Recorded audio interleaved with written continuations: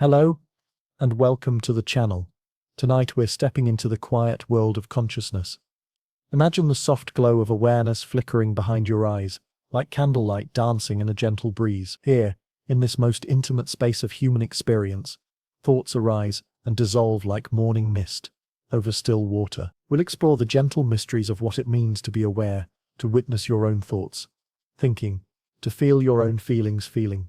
Those delicate moments of recognition that unfold one patient moment at a time. Before we begin, if you enjoy drifting off to the gentle hum of science, I'd be very grateful if you tap the like button and subscribe to the channel. It helps more sleepy minds find their way here. And while you're settling in, I'd love to know where you're watching from and what time it is for you right now. Feel free to share it in the comments.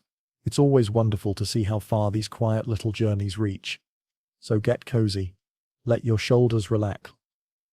Let your thoughts slow down, like neurons settling into their natural rhythm. There's a moment, just before you fall asleep, when you catch yourself thinking about thinking. Your mind hovers between the day's memories and tomorrow's dreams. And suddenly, there you are, watching yourself watch your thoughts. It's strange, isn't it?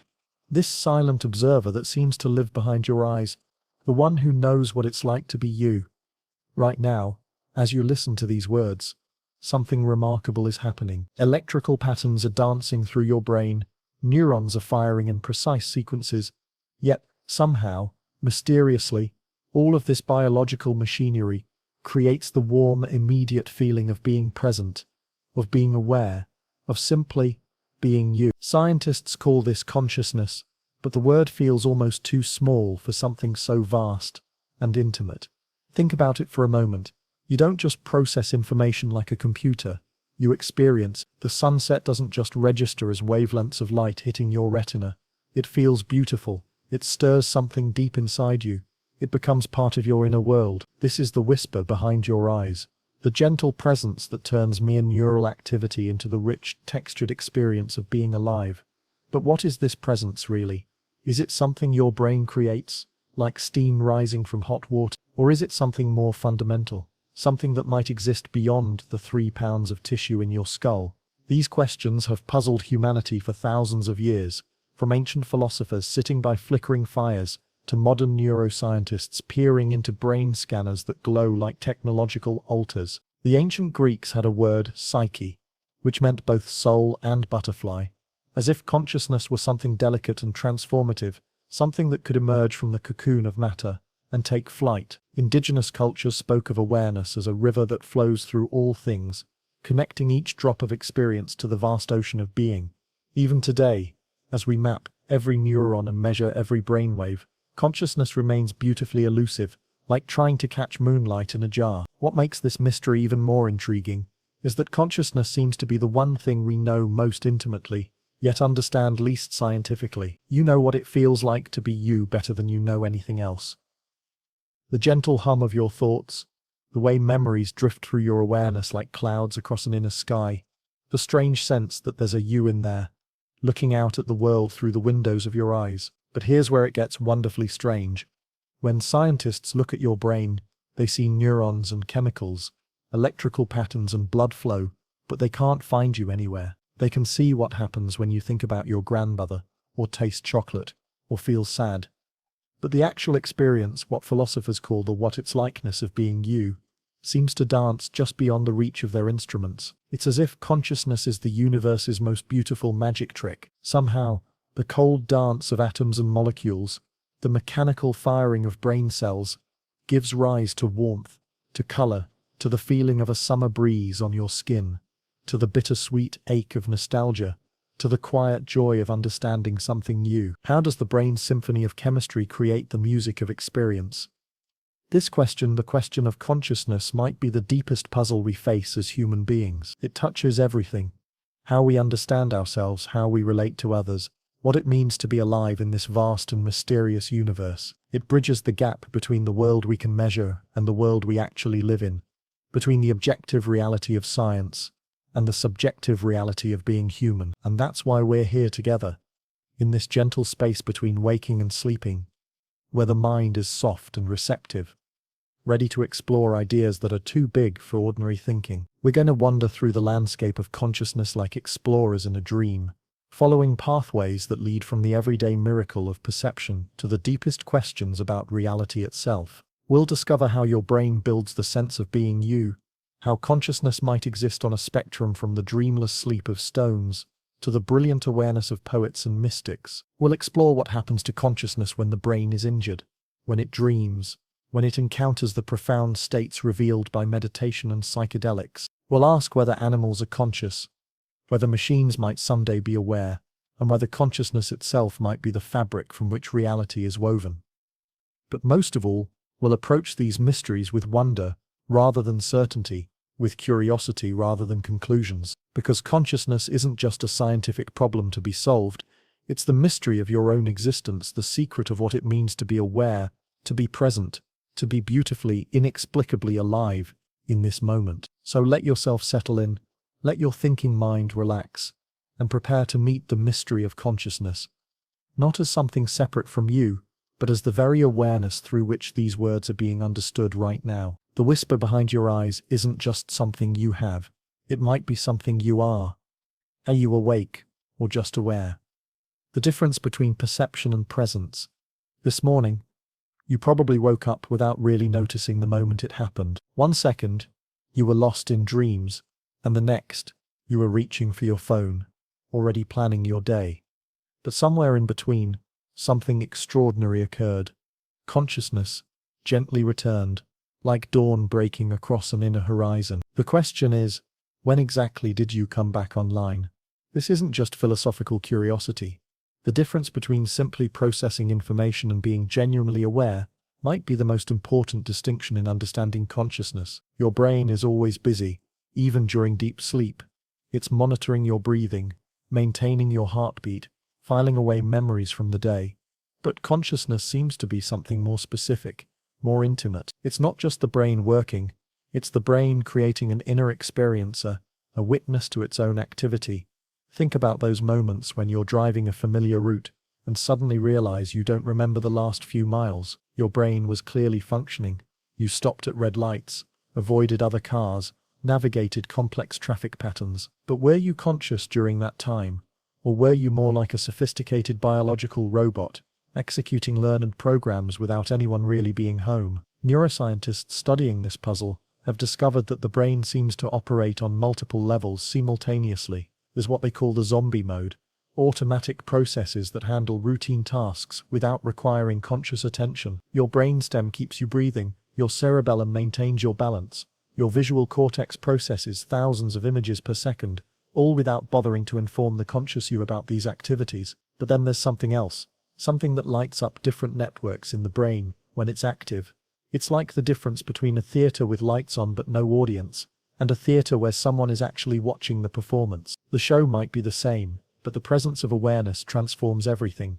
This inner audience, this sense of being present to experience rather than simply processing it, seems to emerge from a delicate dance between different brain regions. The prefrontal cortex, sitting behind your forehead like a thoughtful executive, works together with deeper structures like the thalamus, that mysterious relay station that some scientists call the gateway to consciousness. When these areas communicate in just the right pattern, something magical happens. The lights come on, and suddenly there's a you in there watching the show of your own life. But awareness isn't binary, it's more like a dimmer switch than an on-off button. Throughout your day, consciousness ebbs and flows like tides. When you're absorbed in a book, the outside world fades away, and you become present to imaginary landscapes. When you're worried about something, consciousness narrows to a laser focus on your concerns, and the richness of the present moment disappears. When you're in love, awareness seems to expand, and everything feels more vivid, more alive. Sleep researchers have mapped these different levels of awareness with fascinating precision. In light sleep, consciousness flickers like a candle in the wind.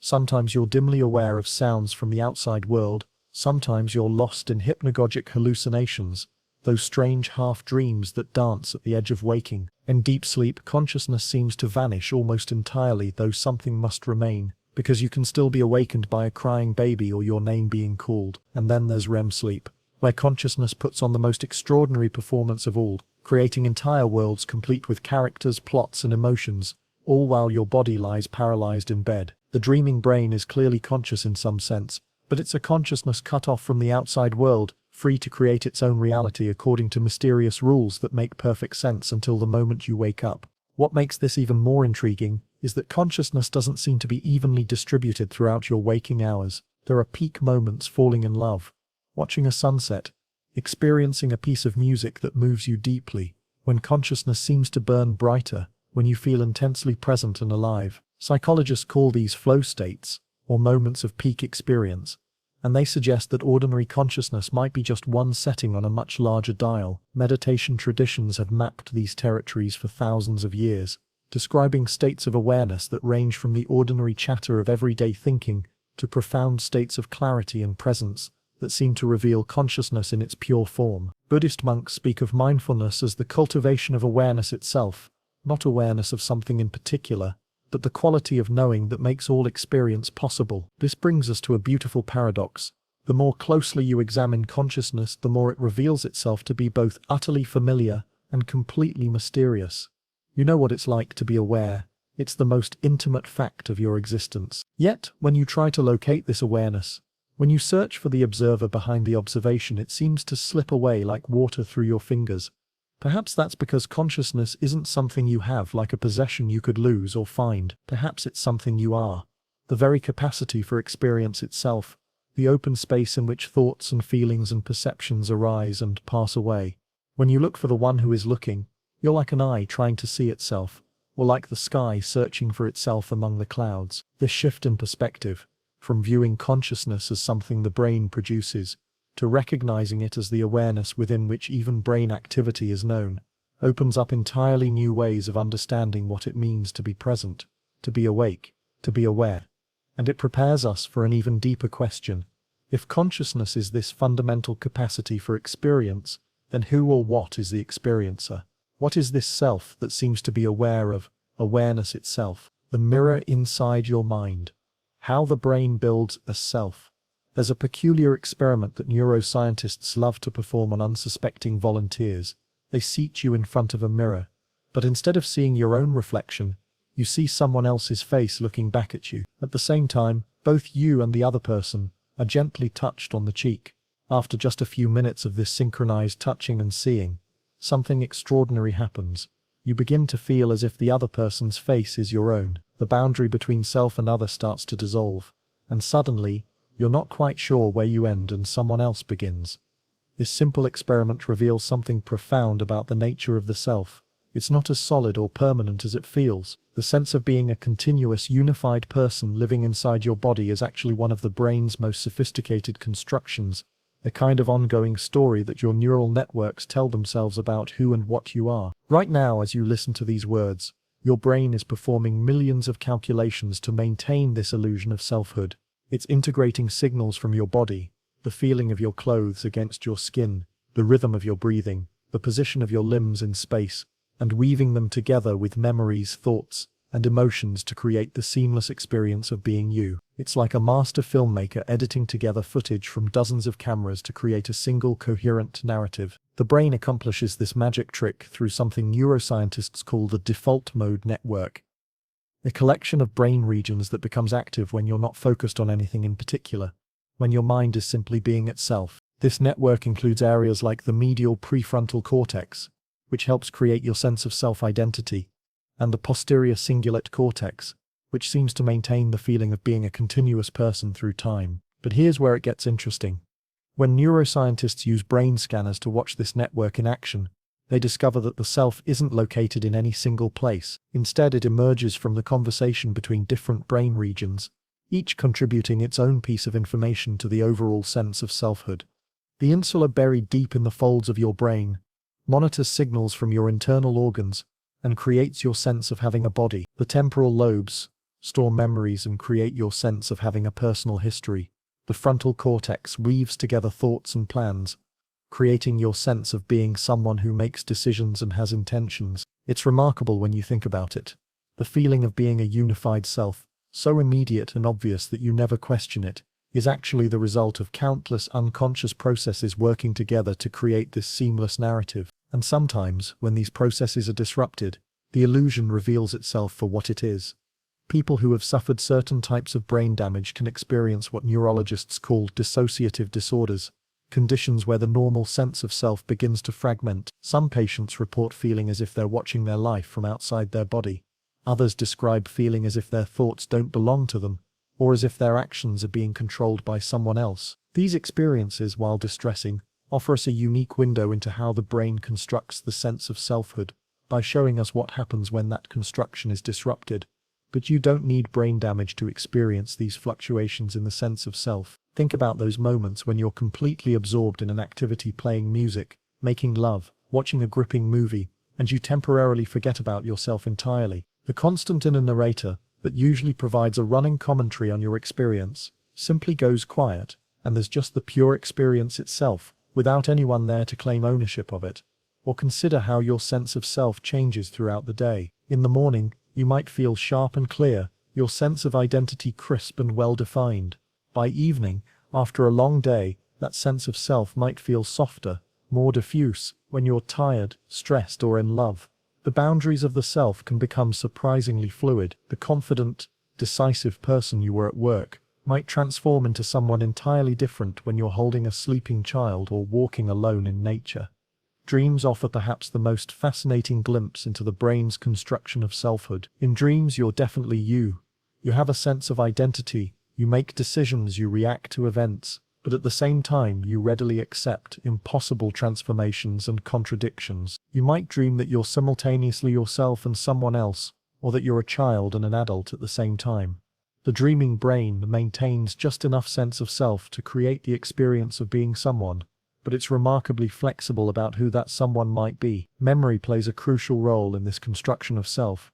Your sense of being a continuous person relies heavily on autobiographical memory, the ability to remember your experiences as belonging to you. Patients with severe amnesia, who can't form new memories, often struggle with their sense of identity. They remain conscious and aware, but their sense of being a coherent self becomes fragmented, because they can't connect their present experience to their past. Interestingly, the brain seems to be constantly editing and revising the story of the self. Each time you recall a memory, your brain slightly modifies it, updating it with your current perspective and understanding. This means that your sense of who you are is not based on an accurate record of your past, but on an ever-changing story that your brain tells about your experiences. This ongoing construction of selfhood happens so smoothly and unconsciously that it's easy to take it for granted. But when you begin to notice it, when you start to see the self as a process rather than a thing, as a story rather than a solid entity, something wonderful happens. You begin to hold your sense of identity more lightly, with curiosity rather than attachment. And this opens up a profound question. If the self is a construction, then who or what is doing the constructing? Is there something deeper than the self that is aware of the self? Some awareness that remains constant even as the sense of identity shifts and changes? This question leads us into even more mysterious territory, where the brain's region of selfhood reveals itself to be not just a fascinating biological process, but a window into the deepest nature of consciousness itself. Dreams within dreams. Is reality just a controlled hallucination? Last night, while you were dreaming, your brain created an entire world. It populated it with people you know and strangers you've never met, built impossible architectures that defied physics, and convinced you completely that all of it was real, until the moment you woke up. But here's the unsettling question that neuroscientists are beginning to ask. What if waking consciousness is just another kind of dream, only one that's more carefully controlled and consistent?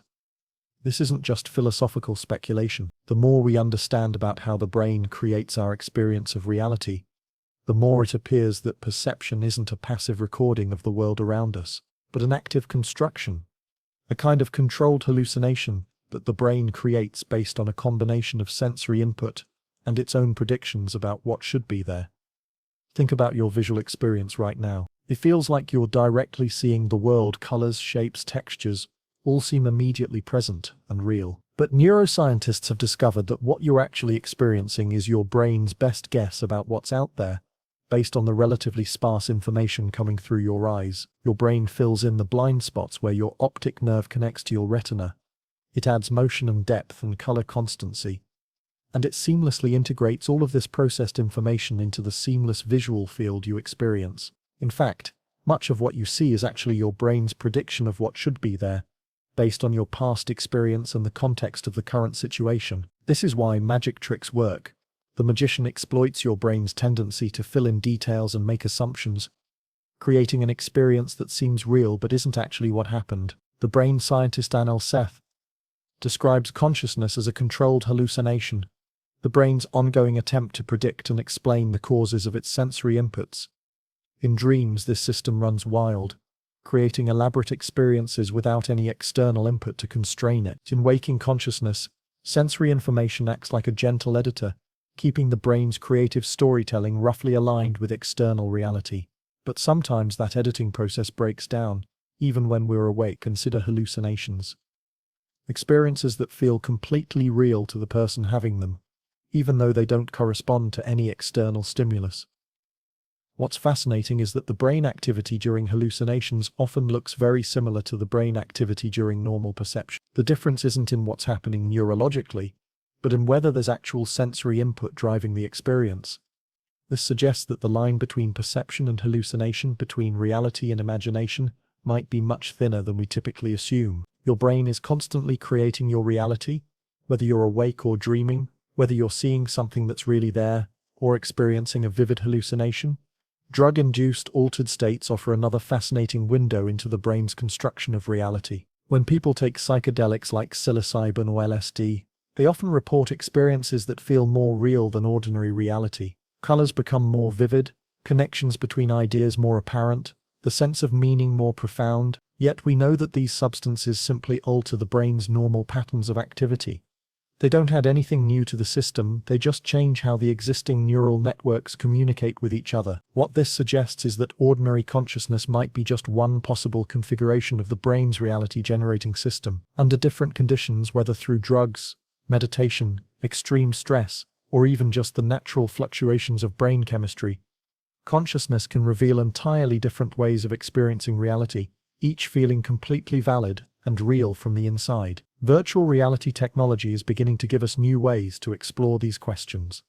When you put on a VR headset, your brain readily accepts the artificial visual input and creates the experience of being in a different place. With sufficiently sophisticated technology, the virtual experience can feel indistinguishable from reality. This suggests that the brain doesn't really care whether sensory input comes from the real world or from a computer. It simply creates the most coherent experience possible based on whatever information it receives. Some philosophers and neuroscientists have taken this reasoning even further, proposing that we might already be living in a kind of virtual reality, not necessarily one created by computers, but one created by our own brains. After all, you never directly experience the external world, you only experience your brain's interpretation of it.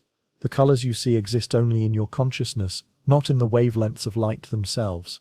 The sounds you hear are your brain's translation of pressure waves in the air. Even the feeling of your body is your brain's construction, based on neural signals that could in principle be generated artificially. This perspective doesn't mean that external reality doesn't exist.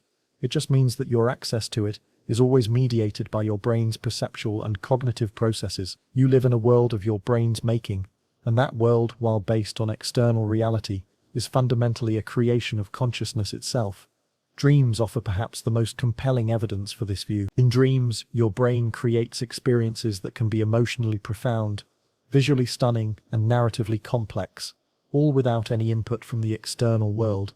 The dreaming brain demonstrates consciousness's remarkable capacity to create reality from its own activity, and sometimes, dream experiences can feel so real and meaningful that they continue to influence us long after we wake up.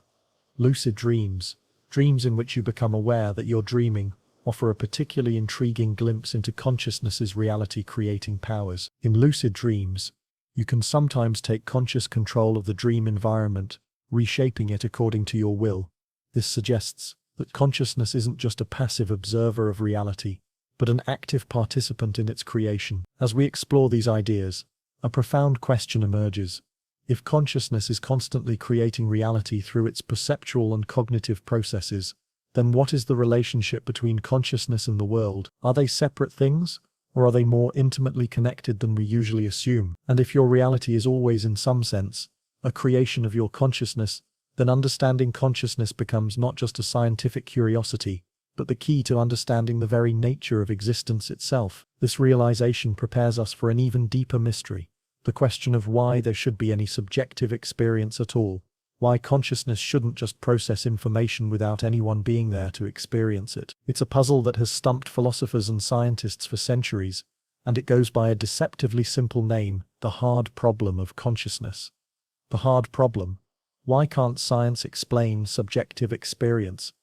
Imagine trying to explain the color red to someone who was born blind. You could tell them about wavelengths of light around 700 nanometers, about how the brain processes visual information, about the evolutionary advantages of color vision. You could describe every physical aspect of redness with perfect scientific precision, but somehow you'd still miss the most important thing: the actual experience of redness, that warm, vibrant quality that makes a sunset beautiful or a stop sign attention-grabbing. This gap between objective description and subjective experience is what philosopher David Chalmers calls the hard problem of consciousness. The hard problem isn't about figuring out how the brain works. Neuroscience has made extraordinary progress in mapping neural circuits, identifying neurotransmitters, and understanding how different brain regions contribute to memory, attention, and behavior. These are what Chalmers calls the easy problems of consciousness. They're not actually easy, they're incredibly complex, but they're the kind of problems that science knows how to approach. Given enough time and sophisticated enough instruments, we can reasonably expect to solve them. But the hard problem is different. It's the question of why there should be any inner experience at all. Why shouldn't we just be sophisticated biological robots processing information and responding to our environment without any subjective experience, without any inner life, without anyone home to witness what's happening? Science can explain the functional aspects of consciousness, how the brain integrates information, how it enables flexible behavior, how it allows us to report on our internal states. But it struggles to explain why any of this processing should feel like anything from the inside. Consider pain, one of our most immediate experiences. Scientists can map exactly what happens when you stub your toe. Pain receptors fire, signals travel up your spinal cord, specific brain regions become active, stress hormones are released. But none of this objective description captures the actual experience of pain, that sharp, urgent, unpleasant quality that makes you immediately want it to stop. The subjective feeling of pain seems to be something over and above all the neural processing, something that emerges from the brain activity, but isn't reducible to it. This is what philosophers call qualia, the subjective, experiential qualities of conscious states, the redness of red, the painfulness of pain, the sadness of sadness. These qualitative aspects of experience seem to resist scientific explanation, because science is fundamentally about objective, measurable phenomena, while qualia are inherently subjective and private. Some scientists argue that this is just a temporary limitation, that as our understanding of the brain becomes more sophisticated, we'll eventually be able to explain subjective experience in purely physical terms. They point to the history of science, where mysteries that once seemed insurmountable, like the nature of life itself, eventually yielded to scientific explanation. Perhaps consciousness is just the next frontier to be conquered by scientific method, but others argue that the hard problem represents a more fundamental challenge to the scientific worldview. The philosopher Thomas Nagel famously asked, "What is it like to be a bat?"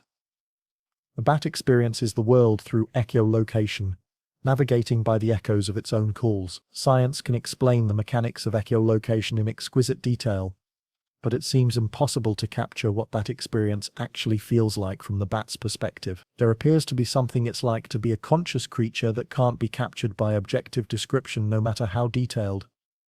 This explanatory gap has led some thinkers to radical conclusions. Some argue that consciousness must involve non-physical properties, that mind and matter are fundamentally different kinds of stuff, and consciousness can't be reduced to brain activity alone. Others propose that consciousness is a fundamental feature of the universe, like mass or electric charge, rather than something that emerges from complex arrangements of matter. The neuroscientist Christoph Koch, who has spent his career studying consciousness, has gradually moved toward the view that consciousness might be an intrinsic property of certain kinds of information processing. According to integrated information theory, consciousness corresponds to integrated information, the amount of information generated by a system above and beyond its parts. This mathematical approach attempts to quantify consciousness, suggesting that even simple systems might have a tiny amount of conscious experience.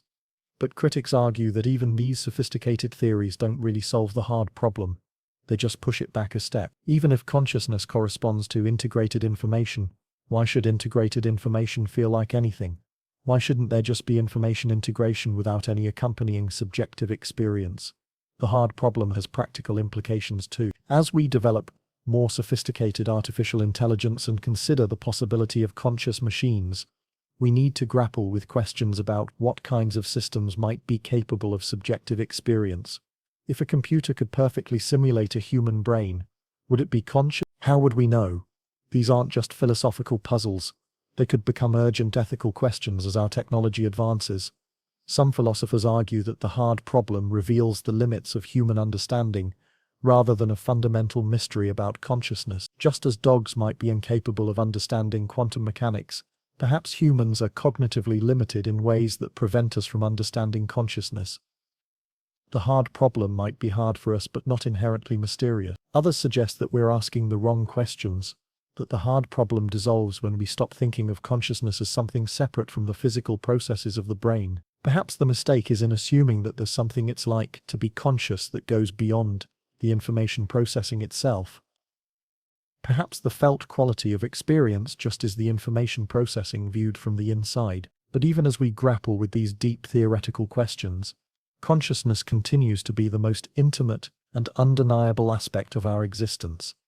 Whatever consciousness is, however it relates to the physical brain, it remains the foundation of everything we know and experience. The hard problem reminds us that consciousness isn't just another scientific puzzle to be solved. It's the mystery of our own being, the enigma of what it means to be aware, experiencing creatures in a universe of matter and energy. This brings us face to face with another puzzle. If consciousness is so mysterious, so difficult to pin down scientifically, then what exactly is this self that seems to be conscious? When you look closely at the sense of being a separate self, it too begins to reveal some surprising secrets. Neurons that think they are you. The illusion of the self. There's an old Buddhist story about a man who wakes up in the middle of the night and sees a snake coiled in the corner of his room. His heart races. Adrenaline floods his system, and he lies frozen with fear until dawn. But when the morning light reveals the truth, he discovers that the snake was just a coiled rope. The rope was always just a rope, but his brain's pattern recognition system, working with limited information in dim light, created the convincing illusion of something dangerous. Neuroscientists are beginning to suspect that the sense of being a unified, continuous self might be a similar kind of misperception, not a snake that isn't there, but a self that's more like a process than a thing, more like a river than a rock. The feeling of being a separate, solid entity living inside your head might be one of the brain's most convincing illusions, created by neural processes that are simply doing their job of organizing experience into a coherent narrative. When you look closely at this sense of self, strange things begin to happen. Try this gentle experiment. Close your eyes and look for the one who is looking. Search for the observer of your thoughts. Where exactly is this you that seems to be behind your eyes watching your experience unfold? The more closely you search, the more elusive this central self becomes, like trying to grab a handful of water. This isn't just a philosophical exercise. It points to something neuroscience is discovering about how the brain creates the sense of selfhood. The self isn't located in any particular place in the brain, and it's not a constant, unchanging entity. Instead, it emerges from the dynamic interaction of multiple brain systems, each contributing different aspects of what we experience as being me. The brain seems to construct the self from at least three main components. The autobiographical self, which maintains your sense of having a personal history. The core self, which creates your sense of being a body in the present moment. And the narrative self, which weaves together your experiences into the ongoing story of who you are. These systems work so seamlessly together that you experience them as a single unified self, that they can actually be disrupted independently. People who have suffered certain types of brain damage can experience fascinating decisions in their sense of self. Some patients lose their autobiographical memory, but maintain their sense of being a person in the present moment. Others retain their memories, but lose the feeling that those memories belong to them. Still others report feeling as if they're observing their life from outside their body, or as if their actions are being controlled by someone else. These conditions reveal that what we call the self is actually more like an orchestra than a solo performer. Multiple brain systems playing together to create the symphony of selfhood. Unlike any orchestra, when some of the musicians are missing or playing out of tune, the overall performance changes dramatically. Meditation traditions have been exploring these territories of selfhood for thousands of years, and their discoveries are remarkably consistent with what neuroscience is now revealing. When people engage in intensive mindfulness practice, they often report experiences where the normal sense of self becomes much more fluid, or even temporarily disappears entirely. They might experience what's called pure consciousness, awareness without any sense of being someone who is aware. Brain scans of experienced meditators show characteristic changes in areas associated with self-reference and self-awareness. The default mode network, which neuroscientists associate with mind-wandering and self-referential thinking, becomes less active during deep meditative states. It's as if the brain's self-construction machinery temporarily goes offline, revealing a more fundamental layer of consciousness that exists without the usual sense of being a separate person. But you don't need to be a meditation expert to notice the fluid nature of the self. Think about how your sense of identity changes in different contexts. The you that emerges when you're with your parents might feel quite different from the you that shows up with friends, or the you that appears when you're alone in nature. Which one is the real you? Perhaps they all are. Perhaps the self is more like a repertoire of possibilities than a fixed identity. Children offer another fascinating window into the construction of selfhood. Young children don't seem to have the same solid sense of being a separate self that adults take for granted. They might refer to themselves in the third person, or become completely absorbed in play to the point where there's no sense of a me separate from the activity. The development of a stable sense of self appears to be a gradual process that unfolds over the first few years of life. Dreams provide yet another glimpse into the malleable nature of selfhood. In dreams, you maintain enough sense of being you to have experiences and make choices, but dream you can be remarkably different from waking you. You might be confident when you're normally shy, or find yourself in situations that waking you would never choose. The dreaming brain maintains just enough sense of self to create a protagonist for the dream narrative, but it's surprisingly flexible about who that protagonist might be. Even in waking life, the self is more like a verb than a noun. More like something the brain does than something the brain has.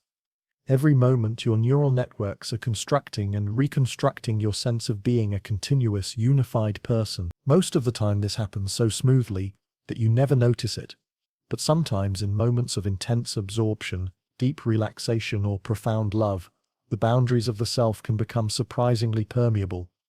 This isn't meant to be disturbing or destabilizing. Quite the opposite. When you begin to recognize the constructed nature of the self, something wonderful can happen. You start to hold your identity more lightly, with less attachment and more curiosity. You become less defensive about your opinions, less reactive to perceived threats to your image, more open to growth and change. And this recognition opens up a profound question. If the self is more like a process than a thing, then what is the awareness that recognizes this? What is it that can observe the construction and dissolution of the sense of selfhood? This points toward a deeper layer of consciousness, an awareness that seems to remain constant even as the contents of experience, including the sense of self, arise and pass away. This awareness, sometimes called pure consciousness or open awareness, doesn't belong to anyone in particular. It's more like the space in which all experience, including the experience of being a self, appears and disappears. And this brings us to one of the most beautiful aspects of consciousness, the pure qualitative nature of experience itself. What philosophers call qualia, the texture of experience. There's a moment, just after you wake up, when you're lying in bed, and sunlight is filtering through your curtains, casting soft patterns on the wall. You're not thinking about anything in particular. You're simply present to the warmth of the light, the softness of the sheets, the gentle transition from sleep to waking. In that moment, you're experiencing something that science struggles to explain, the pure qualitative nature of experience itself. What philosophers call qualia. Qualia are the felt qualities of conscious experience, the redness of red, the sweetness of sugar, the melancholy of a minor chord, the particular way sadness feels in your chest. They're not just the information content of experience. but the sophie-tuned qualitative aspect that makes experience feel like something rather than nothing. They're what make consciousness more than just information processing. They're what make it experiential. Right now, as you listen to these words, you're experiencing qualia continuously. If there's music playing in the background, you're not just processing acoustic information, you're experiencing the actual felt quality of those sounds, their timbre and texture and emotional resonance.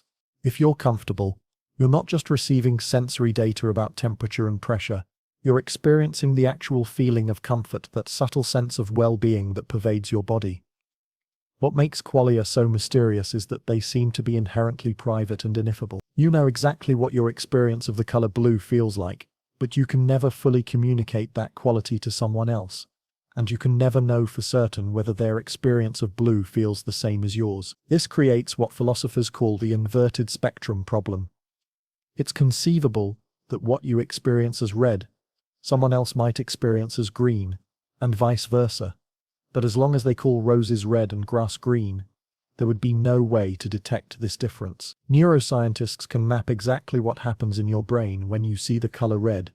They can identify the specific wavelengths of light, the neural pathways that process color information, the brain regions that become active, but somehow, all of this objective, measurable brain activity gives rise to the subjective experience of redness, the particular qualitative feel that makes red different from blue, or green or yellow. This explanatory gap is particularly puzzling when you consider that qualia seem to have no obvious function from an evolutionary perspective. Why shouldn't we just process color information without experiencing any particular qualitative feel? A robot could navigate the world perfectly well using color sensors without any accompanying subjective experience.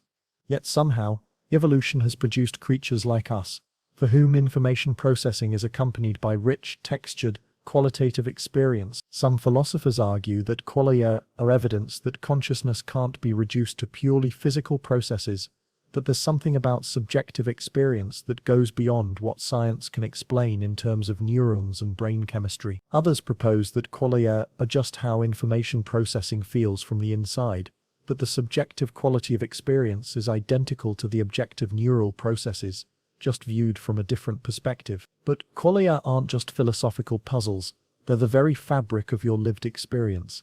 Think about how different emotions have distinct qualitative signatures. Anxiety doesn't just involve certain thoughts and bodily sensations. It has a particular felt quality, a jittery, urgent texture that's instantly recognizable. Love isn't just attachment and caring. It has its own unmistakable qualitative feel, warm and expansive, and somehow luminous. Even physical sensations have rich qualitative dimensions that go far beyond their mere informational content. The pain of a headache feels completely different from the pain of a scraped knee, not just because they involve different parts of the body, but because they have distinct qualitative textures. The pleasure of eating chocolate feels different from the pleasure of listening to music, even though both might activate similar reward circuits in the brain. Synesthesia, a condition where the senses become cross-wired, offers fascinating insights into the nature of qualia. People with synesthesia might experience colors when they hear music, or taste flavors when they see certain numbers. What's interesting is that these cross-sensory experiences have their own consistent qualitative feel. A synesthete might always experience the note C as red, or the number 5 as tasting like cinnamon. This suggests that qualia aren't just arbitrary labels attached to sensory information, but have their own intrinsic qualitative structure. Dreams provide another window into the nature of qualia. In dreams, your brain generates vivid qualitative experiences without any corresponding sensory input. Dream colors can be incredibly vivid, dream emotions intensely felt, dream sensations surprisingly realistic. This demonstrates that the brain has the capacity to generate qualia internally, independent of external stimulation. Psychedelic experiences reveal even more about the malleable nature of qualia. People who take substances like psilocybin or LSD often report that the qualitative nature of their experience becomes dramatically enhanced or altered. Colors become more vivid, music more emotionally profound, the boundaries between different sensory modalities more fluid. These altered states suggest that ordinary qualia might represent just one possible configuration of consciousness, one way of experiencing the qualitative dimension of reality. Meditation traditions have developed sophisticated methods for exploring qualia directly. Advanced practitioners often report being able to investigate the qualitative structure of experience with remarkable precision, noticing subtle differences in the texture of different emotions, observing how physical sensations arise and pass away, becoming aware of usually unconscious qualitative aspects of thinking and perceiving. What emerges from these investigations is that qualia aren't fixed, solid properties of experience. They're more like dynamic, flowing processes that arise and pass away moment by moment. The redness of red isn't a static quality, but something that emerges fresh in each moment of seeing. The sadness of sadness isn't a permanent state, but a qualitative process that unfolds and evolves as you experience it. This dynamic view of qualia suggests that consciousness isn't just passively experiencing pre-given qualities, it's actively participating in the creation of qualitative experience. Your attention, your mood, your expectations all influence the qualitative texture of your experience. The same piece of music might feel joyful when you're happy and melancholy when you're sad, not just because of your emotional interpretation, but because the actual qualitative feel of the music changes with your state of consciousness. As we explore the mystery of qualia, we begin to see that consciousness isn't just a spotlight illuminating pre-existing reality. It's more like a creative process, continuously generating the qualitative texture of experience. And this brings us to a fascinating question. If consciousness is this creative qualitative dimension of experience, then how do we explain the different levels and intensities of consciousness that we experience throughout our lives? The consciousness spectrum, from deep sleep to lucid clarity. Tonight, when you fall asleep, you'll embark on one of the most mysterious journeys consciousness can take. You'll travel from the bright clarity of waking awareness through the twilight zone of drowsiness, into the deep darkness of dreamless sleep, and then up into the vivid world of dreams, before finally returning to waking consciousness with the morning light. This nightly voyage reveals something profound. Consciousness isn't an on-off switch, but more like a spectrum or a dimmer dial, capable of an extraordinary range of intensities and qualities. Right now, as you listen to these words, you're somewhere on that spectrum, probably in what we call normal waking consciousness, alert but relaxed, aware of your surroundings but also absorbed in the flow of ideas. But even this normal state isn't uniform. Your consciousness ebbs and flows throughout the day, like tides. In the morning you might feel sharp and clear, your awareness bright and focused. By afternoon, consciousness might feel softer, more diffuse. When you're tired, the edges of awareness become fuzzy, and the boundary between inner and outer experience starts to blur. Sleep researchers have mapped these territories of consciousness with scientific precision. As you fall asleep, your brain waves gradually slow down, moving from the fast beta waves of active thinking to the slower alpha waves of relaxation, then to the even slower theta waves of light sleep. Your consciousness doesn't disappear all at once. It fades gradually, like a radio signal moving out of range. In the first stage of sleep, you hover in that strange twilight zone between waking and sleeping. Consciousness becomes hypnagogic, dreamlike but not quite dreaming. You might experience fragmentary images, sudden insights, or the peculiar sensation of falling that jolts you back toward wakefulness. This is consciousness in transition, neither fully present nor fully absent. As you sink deeper into sleep, consciousness seems to vanish almost entirely. In deep sleep, the brain waves slow to large, rolling delta waves, and for hours at a time there appears to be no subjective experience at all. It's as if consciousness simply goes offline, leaving just the basic biological processes running in the background. Yet something must remain, because you can still be awakened by certain sounds, your name, a crying baby, an alarm clock, while sleeping through other, louder noises. Then, several times each night, consciousness returns in the most extraordinary form of all, REM sleep, where dreams unfold. The dreaming brain is clearly conscious in some sense. Dreams have characters, narratives, emotions, sometimes even logical problem-solving, but it's a consciousness turned inward, cut off from the external world, free to create its own reality according to mysterious rules that make perfect sense until you wake up. What's fascinating is that dream consciousness often feels completely normal while you're experiencing it. You accept impossible situations, radical transformations and logical contradictions without question. The dreaming brain maintains just enough self-awareness to experience the dream as happening to you, but not enough critical awareness to recognize the inconsistencies that would immediately reveal the dream state. Lucid dreaming represents a particularly intriguing point on the consciousness spectrum. a state where you become aware that you're dreaming while still remaining in the dream. In lucid dreams, consciousness seems to exist at multiple levels simultaneously. You're aware of the dream content, aware that it's a dream, and sometimes even able to consciously influence the dream narrative. It's as if consciousness temporarily recovers its critical faculties while remaining in the dream state. But the spectrum of consciousness extends far beyond the sleep-wake cycle. Throughout your waking hours, consciousness fluctuates in subtle but significant ways. When you're deeply absorbed in a book, consciousness narrows to the imaginary world on the page, and the physical world around you fades into background awareness. When you're worried about something, consciousness becomes laser-focused on the source of concern, and the richness of present moment experience diminishes. Flow states represent another fascinating point on the spectrum.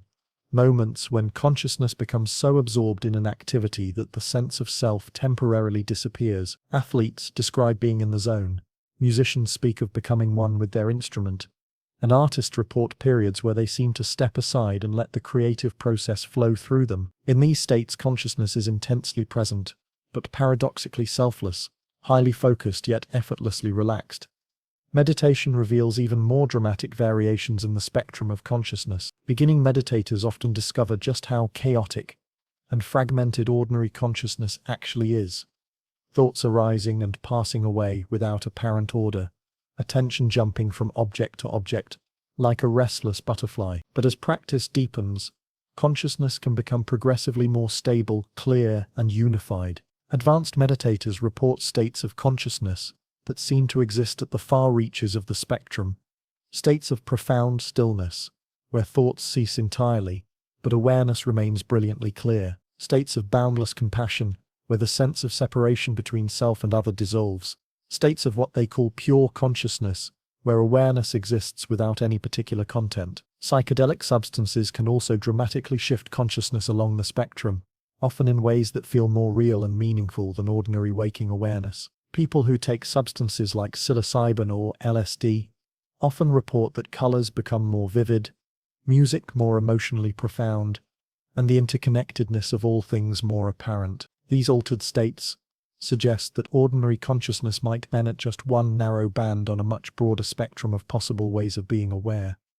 Even extreme conditions like near-death experiences seem to reveal previously unknown territories of consciousness. People who have close encounters with death often report experiences of expanded awareness, profound peace, and encounters with deceased loved ones or beings of light. While these experiences are difficult to study scientifically, they consistently point toward the possibility that consciousness might be capable of existing in states that transcend the ordinary boundaries of brain-based awareness. What emerges from this exploration is that consciousness appears to be far more flexible and multidimensional than we usually assume. Rather than being a simple binary state, conscious or unconscious, awareness seems to exist along multiple spectrums simultaneously. Clarity versus confusion, focus versus diffusion, self-awareness versus selflessness, ordinary versus extraordinary. This spectrum view of consciousness has profound implications for how we understand the mind.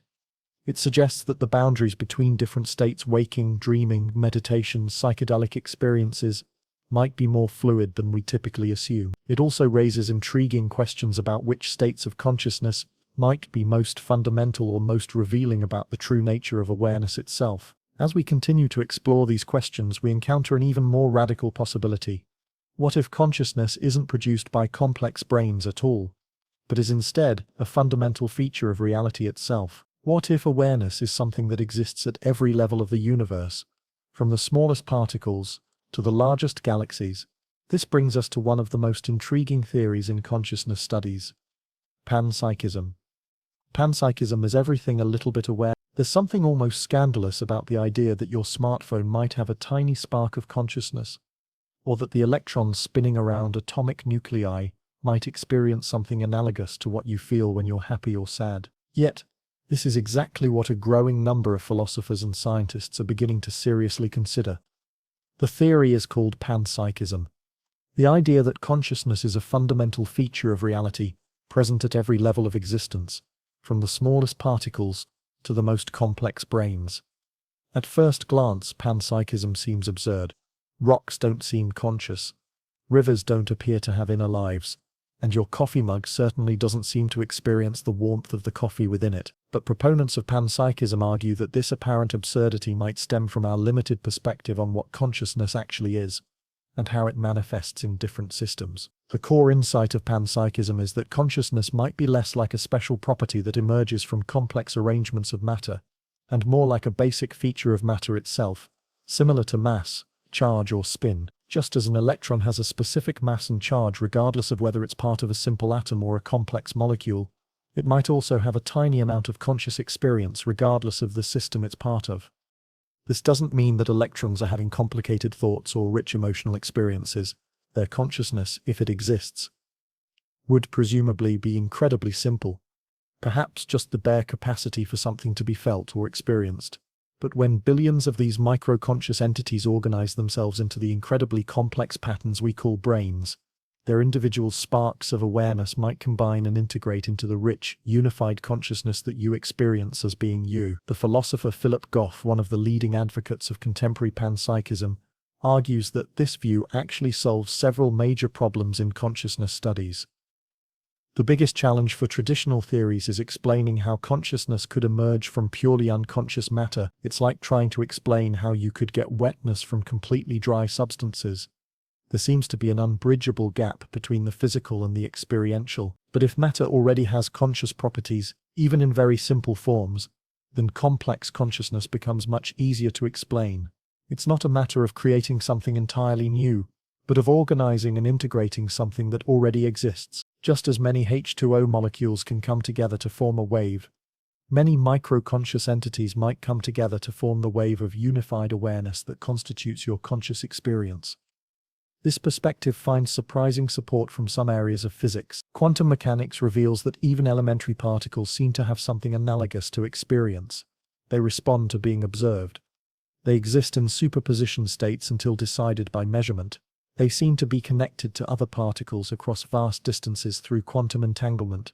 While most physicists interpret these phenomena in purely mathematical terms, panpsychists suggest they might reflect genuine experiential properties of matter itself. The neuroscientist Christoph Koch has gradually moved toward a panpsychist position through his study of consciousness in the brain. He argues that consciousness corresponds to integrated information, the amount of information that a system generates above and beyond the sum of its parts. According to this integrated information theory, any system that integrates information has some degree of consciousness, proportional to the amount of integration occurring. This leads to some startling conclusions. Your smartphone, which integrates vast amounts of information from sensors, processors, and memory systems, might have a small amount of conscious experience. The internet, which integrates information across billions of connected devices, might have an even richer form of consciousness that we can't even imagine. Even simple systems like photodiodes, which integrate light information to produce electrical responses, might have tiny sparks of awareness. But panpsychism doesn't just apply to artificial systems. If consciousness is fundamental to matter, then it exists throughout the natural world in ways we're only beginning to recognize. Plants, which lack brains but demonstrate complex information processing and adaptive behavior, might have forms of consciousness quite different from animal awareness. Forests, which share information and resources through underground fungal networks, might experience something like collective consciousness spanning acres of woodland. Even single cells display behaviors that look remarkably conscious-like. They seek nutrients, avoid toxins, make complex decisions about when to divide or die, and communicate with other cells in sophisticated ways. While traditional biology explains these behaviors in purely mechanical terms, panpsychism suggests they might reflect genuine, if simple, conscious experiences. This view radically transforms how we think about the natural world. Instead of being surrounded by dead unconscious matter punctuated by isolated islands of consciousness, like human brains, we find ourselves in a universe that's thoroughly alive with awareness at every scale. Rivers might experience the flow of water through their channels, mountains might feel the slow dance of geological time, and ecosystems might have collective forms of consciousness that emerge from the interactions of countless conscious beings. Indigenous cultures around the world have long held similar views, recognizing consciousness and spirit in rocks, trees, rivers, and landscapes.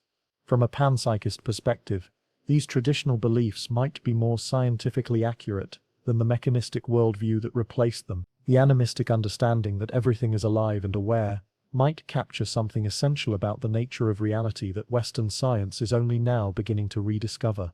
Of course, panpsychism raises as many questions as it answers. If electrons are conscious, why don't we experience their consciousness directly?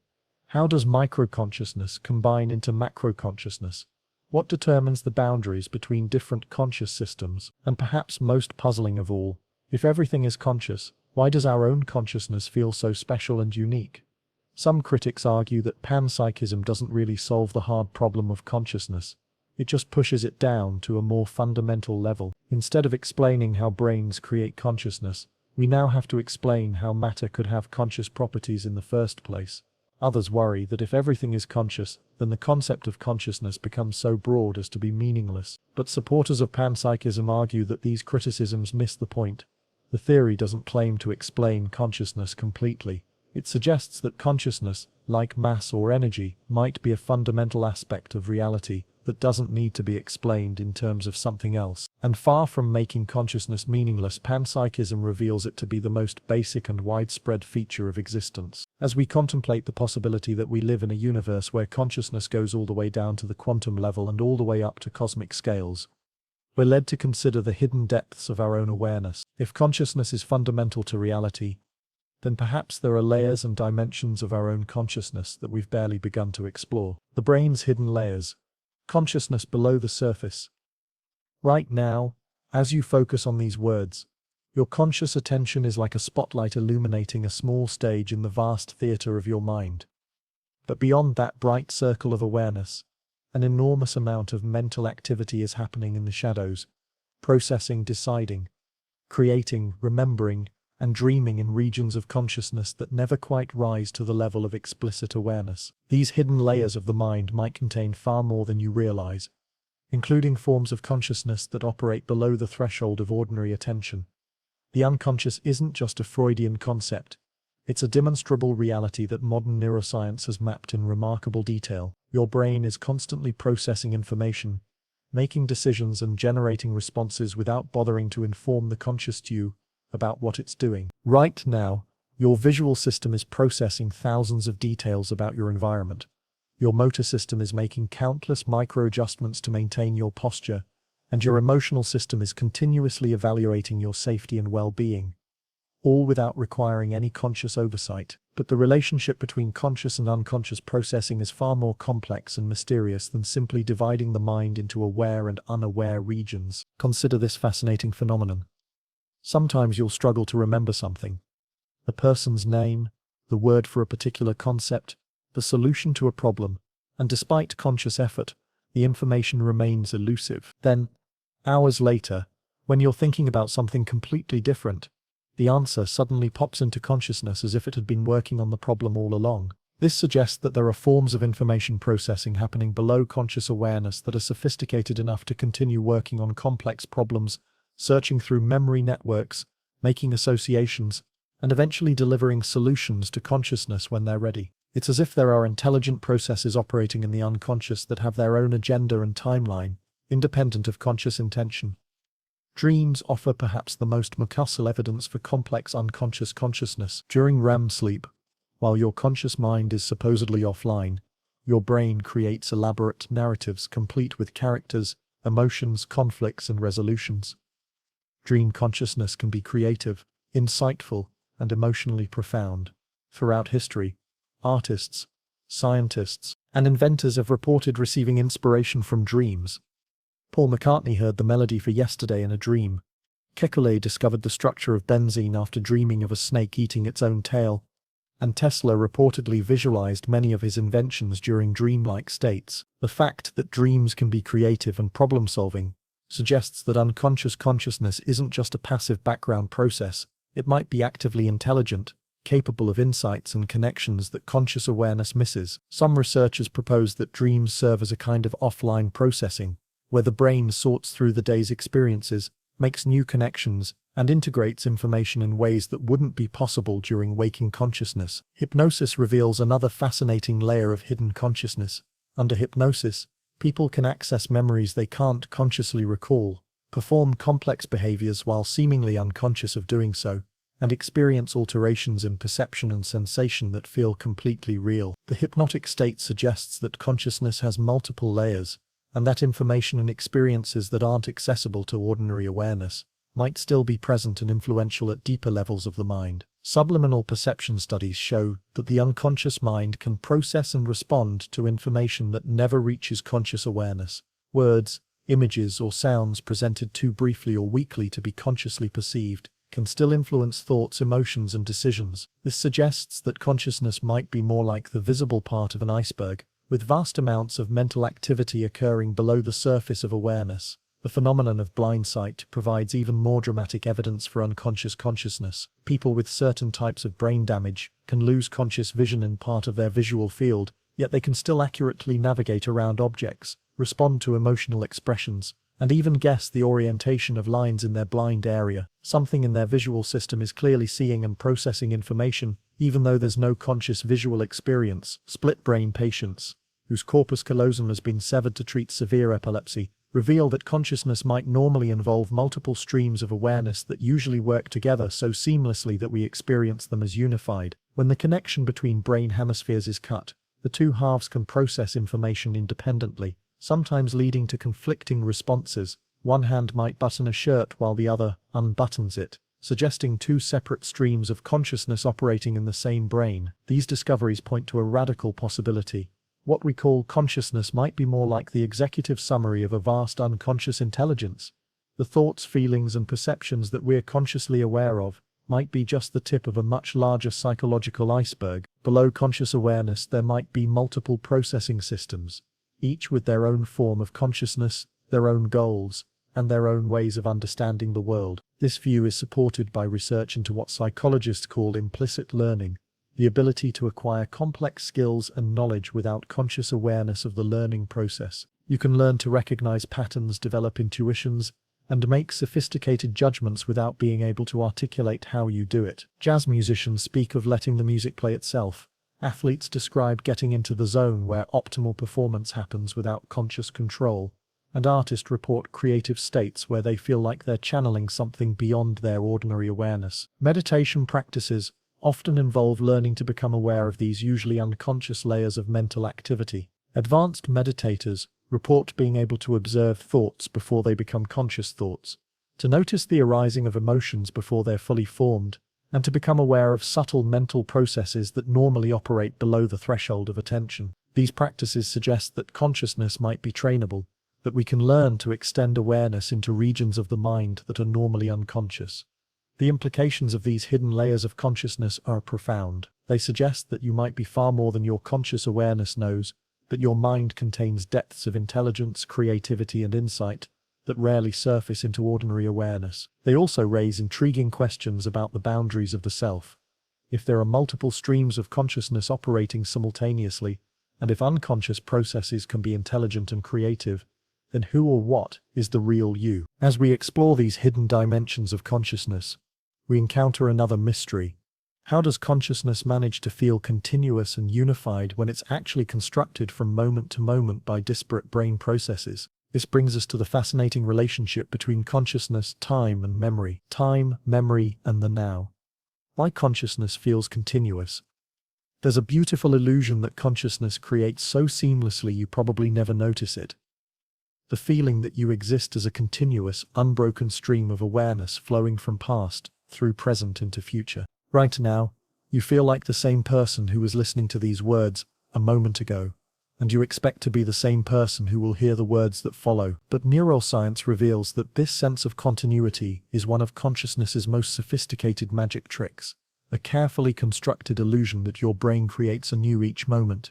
In reality, consciousness is more like a movie than a continuous stream. What you experience as smooth, uninterrupted awareness is actually constructed from discrete moments of experience, stitched together so skillfully that the seams are invisible. Each moment of consciousness lasts only about 100 and 500 milliseconds, roughly the time it takes to blink your eye, and then it's gone, replaced by the next moment of awareness. You never experience the transition because consciousness doesn't experience itself from the outside. It's always inside the current moment, never watching the process of one moment dissolving into the next. Memory plays a crucial role in creating this illusion of continuity. Your sense of being a continuous person relies heavily on what neuroscientists call working memory, the brain's ability to maintain information across brief gaps in time. Right now, as you understand this sentence, your working memory is holding the beginning of the sentence in awareness while processing the middle and anticipating the end. Without this capacity to bridge temporal gaps, consciousness would fragment into isolated moments with no connection between them. But working memory can only maintain continuity across very brief time periods, seconds at most. For the larger sense of being a continuous person across hours, days, and years, consciousness relies on autobiographical memory, your storehouse of personal experiences that creates the narrative of your life. These memories aren't just data stored in your brain, they're actively reconstructed each time you recall them, and in the process of reconstruction, they help maintain your sense of being a unified self persisting through time. Here's where it gets interesting. Each time you remember something, your brain slightly modifies the memory. Memories aren't like photographs stored in a filing cabinet. They're more like stories that get retold each time, with small changes and elaborations that reflect your current state of mind, your current understanding, and your current emotional needs. This means that your sense of being a continuous person is based not on accurate records of your past, but on continuously updated stories that your brain tells about your experiences. Dreams offer a fascinating window into how consciousness constructs temporal continuity. In dreams, the normal rules of time often break down. You might find yourself as a child and an adult simultaneously, or experience events in impossible chronological orders, yet dream consciousness readily accepts these temporal contradictions, suggesting that the dreaming brain maintains just enough sense of continuity to create a protagonist for the dream narrative, even when that narrative violates the normal laws of time and causality. The experience of now, the present moment, is itself a construction of consciousness rather than a simple reflection of objective time. Neuroscientists have discovered that what you experience as now actually integrates information from slightly different moments in time. Visual information, for example, takes longer to process than auditory information, so your brain has to synchronize these different streams of sensory input to create the unified experience of simultaneous sight and sound. The now that you experience is actually a carefully constructed synthesis of recent past events. This constructed nature of the present moment becomes apparent in certain altered states of consciousness. People who take psychedelics often report that time becomes elastic.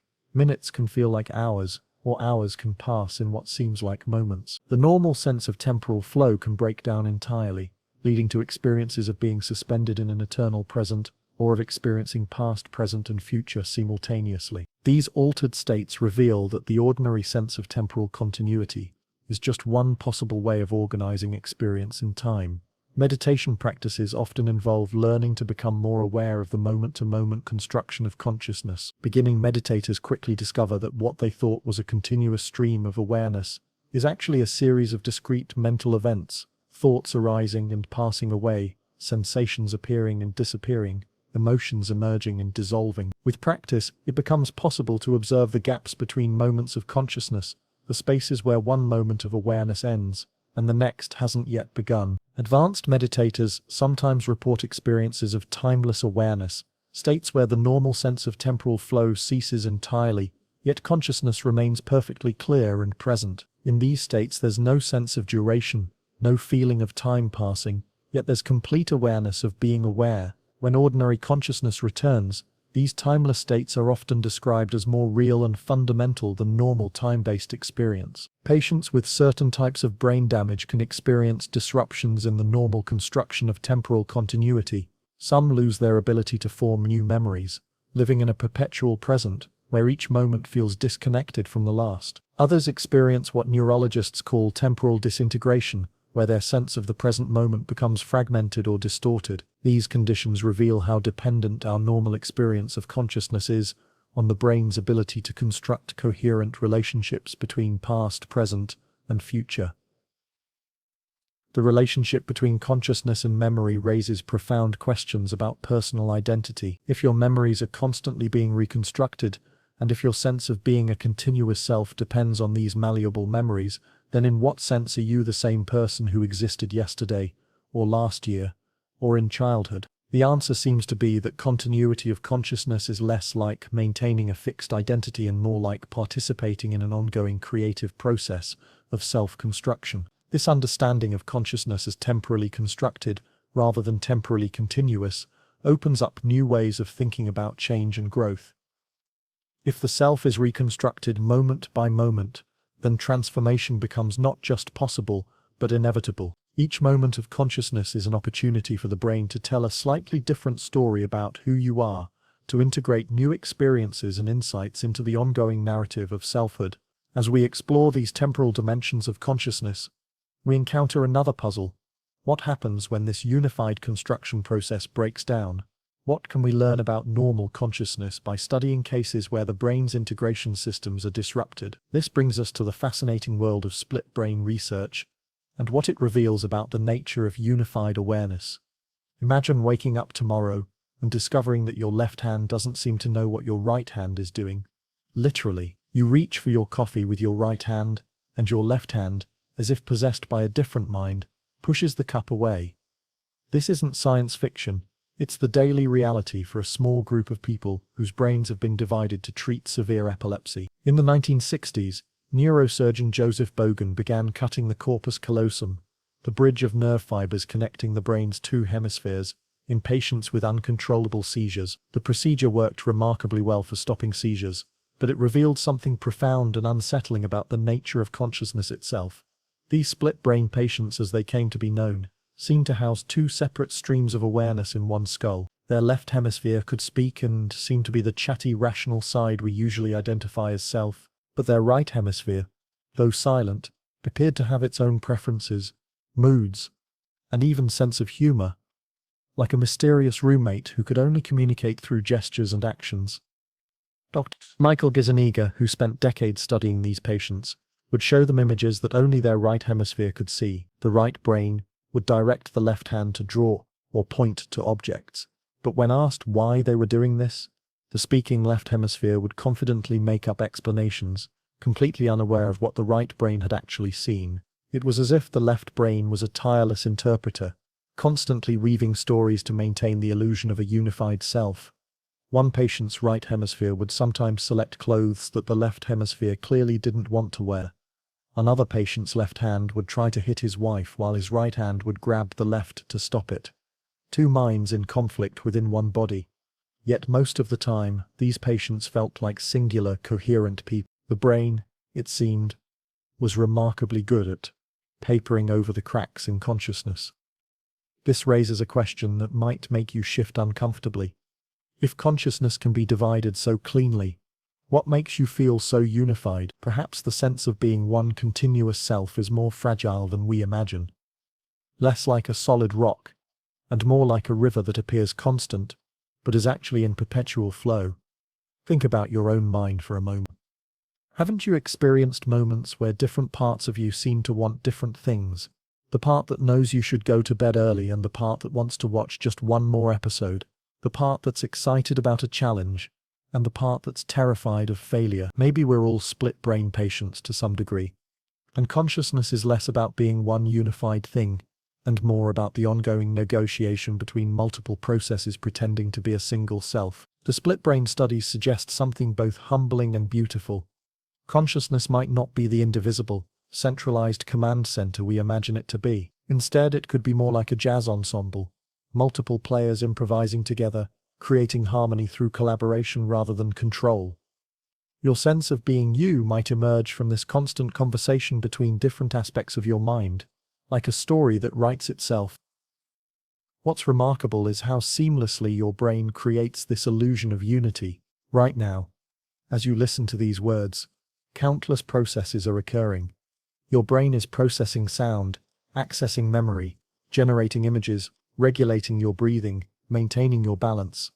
Yet you experience it all as one continuous stream of awareness. The conductor of this orchestra might not be a single central self, but rather the music itself, consciousness as an emergent property of all these systems working in concert. And that brings us to something even more intriguing. There's a voice in your head right now. Not literally, you're not hearing voices, but something is translating these words into meaning. Something is commenting on what you're hearing. Something is having thoughts about having thoughts. This inner narrator might be so constant that you barely notice it, like the hum of electricity in the walls. But what if I told you that this voice doesn't just describe your consciousness, it might actually create it? The idea seems almost backwards at first. Surely you existed before you learned to speak, before words gave shape to your thoughts. Babies seem conscious, don't they? They respond to faces, cry when distressed, appear to experience joy and wonder. But perhaps what we call full human consciousness, that rich, reflective storytelling awareness, emerges only when language gives us the tools to think about thinking itself. Consider Helen Keller's famous description of the moment she first understood that the finger spellings her teacher traced on her palm were symbols that referred to things in the world. Suddenly I felt a misty consciousness as of something forgotten, a thrill of returning thought, and somehow the mystery of language was revealed to me. Before this moment, she later wrote, she lived in a kind of fog, experiencing sensations and emotions, but lacking what she called thought itself. The psychologist Julian Jaynes proposed something even more radical, that self-reflective consciousness, as we know it, might be a relatively recent development in human history, emerging only when language became sophisticated enough to create an internal dialogue. Before this, he suggested, humans might have lived more like extremely intelligent animals, responding, feeling, creating, but without that sense of an observing self commenting on experience. Language doesn't just label our thoughts, it shapes what we can think. The Russian language has two different words for light blue and dark blue, and Russian speakers are measurably faster at distinguishing between these shades than English speakers who group them both as blue. The Piraha people of the Amazon have no words for exact numbers beyond few and many, and they struggle with precise counting tasks that feel effortless to us. But perhaps most remarkably, language might shape the very structure of our inner experience. When you think about your future self, neuroimaging studies show that your brain treats this future you almost like a different person. The same neural patterns that activate when you think about strangers light up when you consider yourself in 10 years. But the more verbally sophisticated your inner dialogue becomes, the more connected these different versions of yourself appear in your brain. Language might literally hold the self together across time. Try this gentle experiment. For the next few moments, see if you can notice the difference between pure experience and the words that describe it. Feel the weight of your body, the temperature of the air, the quality of light around you, before your mind names these sensations. There's a richness there that seems to exist just before language captures it, like trying to remember a dream that dissolves the moment you try to put it into words. Yet language also expands consciousness in extraordinary ways. Through words, you can hold conversations with people who died centuries ago. You can imagine impossible worlds, consider abstract concepts like justice or infinity, build mental models of how things work. Language lets you travel in time, visiting your past selves and future possibilities. It gives you the ability to share the invisible landscape of your inner world with others. Some philosophers suggest that consciousness and language evolve together, each making the other more sophisticated in an endless spiral of complexity. Your thoughts shape your words, but your words also shape what thoughts become possible. The inner voice isn't just narrating your experience, it's actively constructing the self that has experiences to narrate. This raises a beautiful question.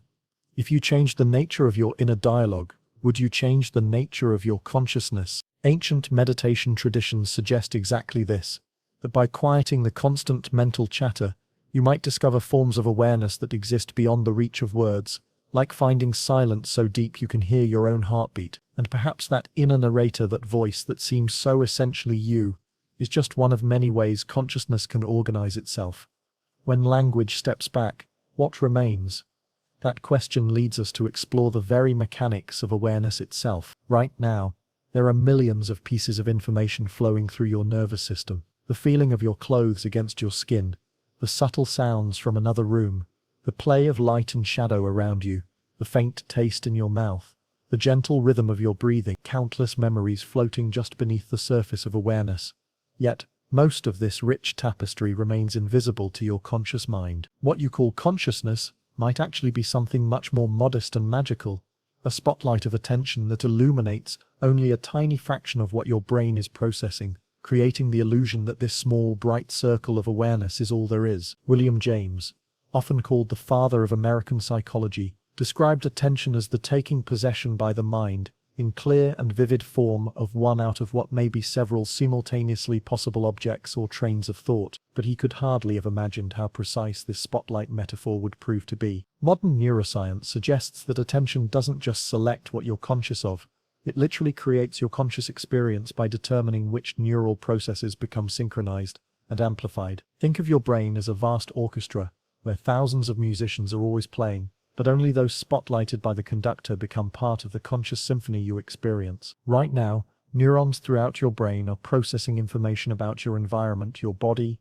your memories, your plans, but only the small fraction caught in attention's beam contributes to your sense of what it's like to be you in this moment. The spotlight isn't always under your control either.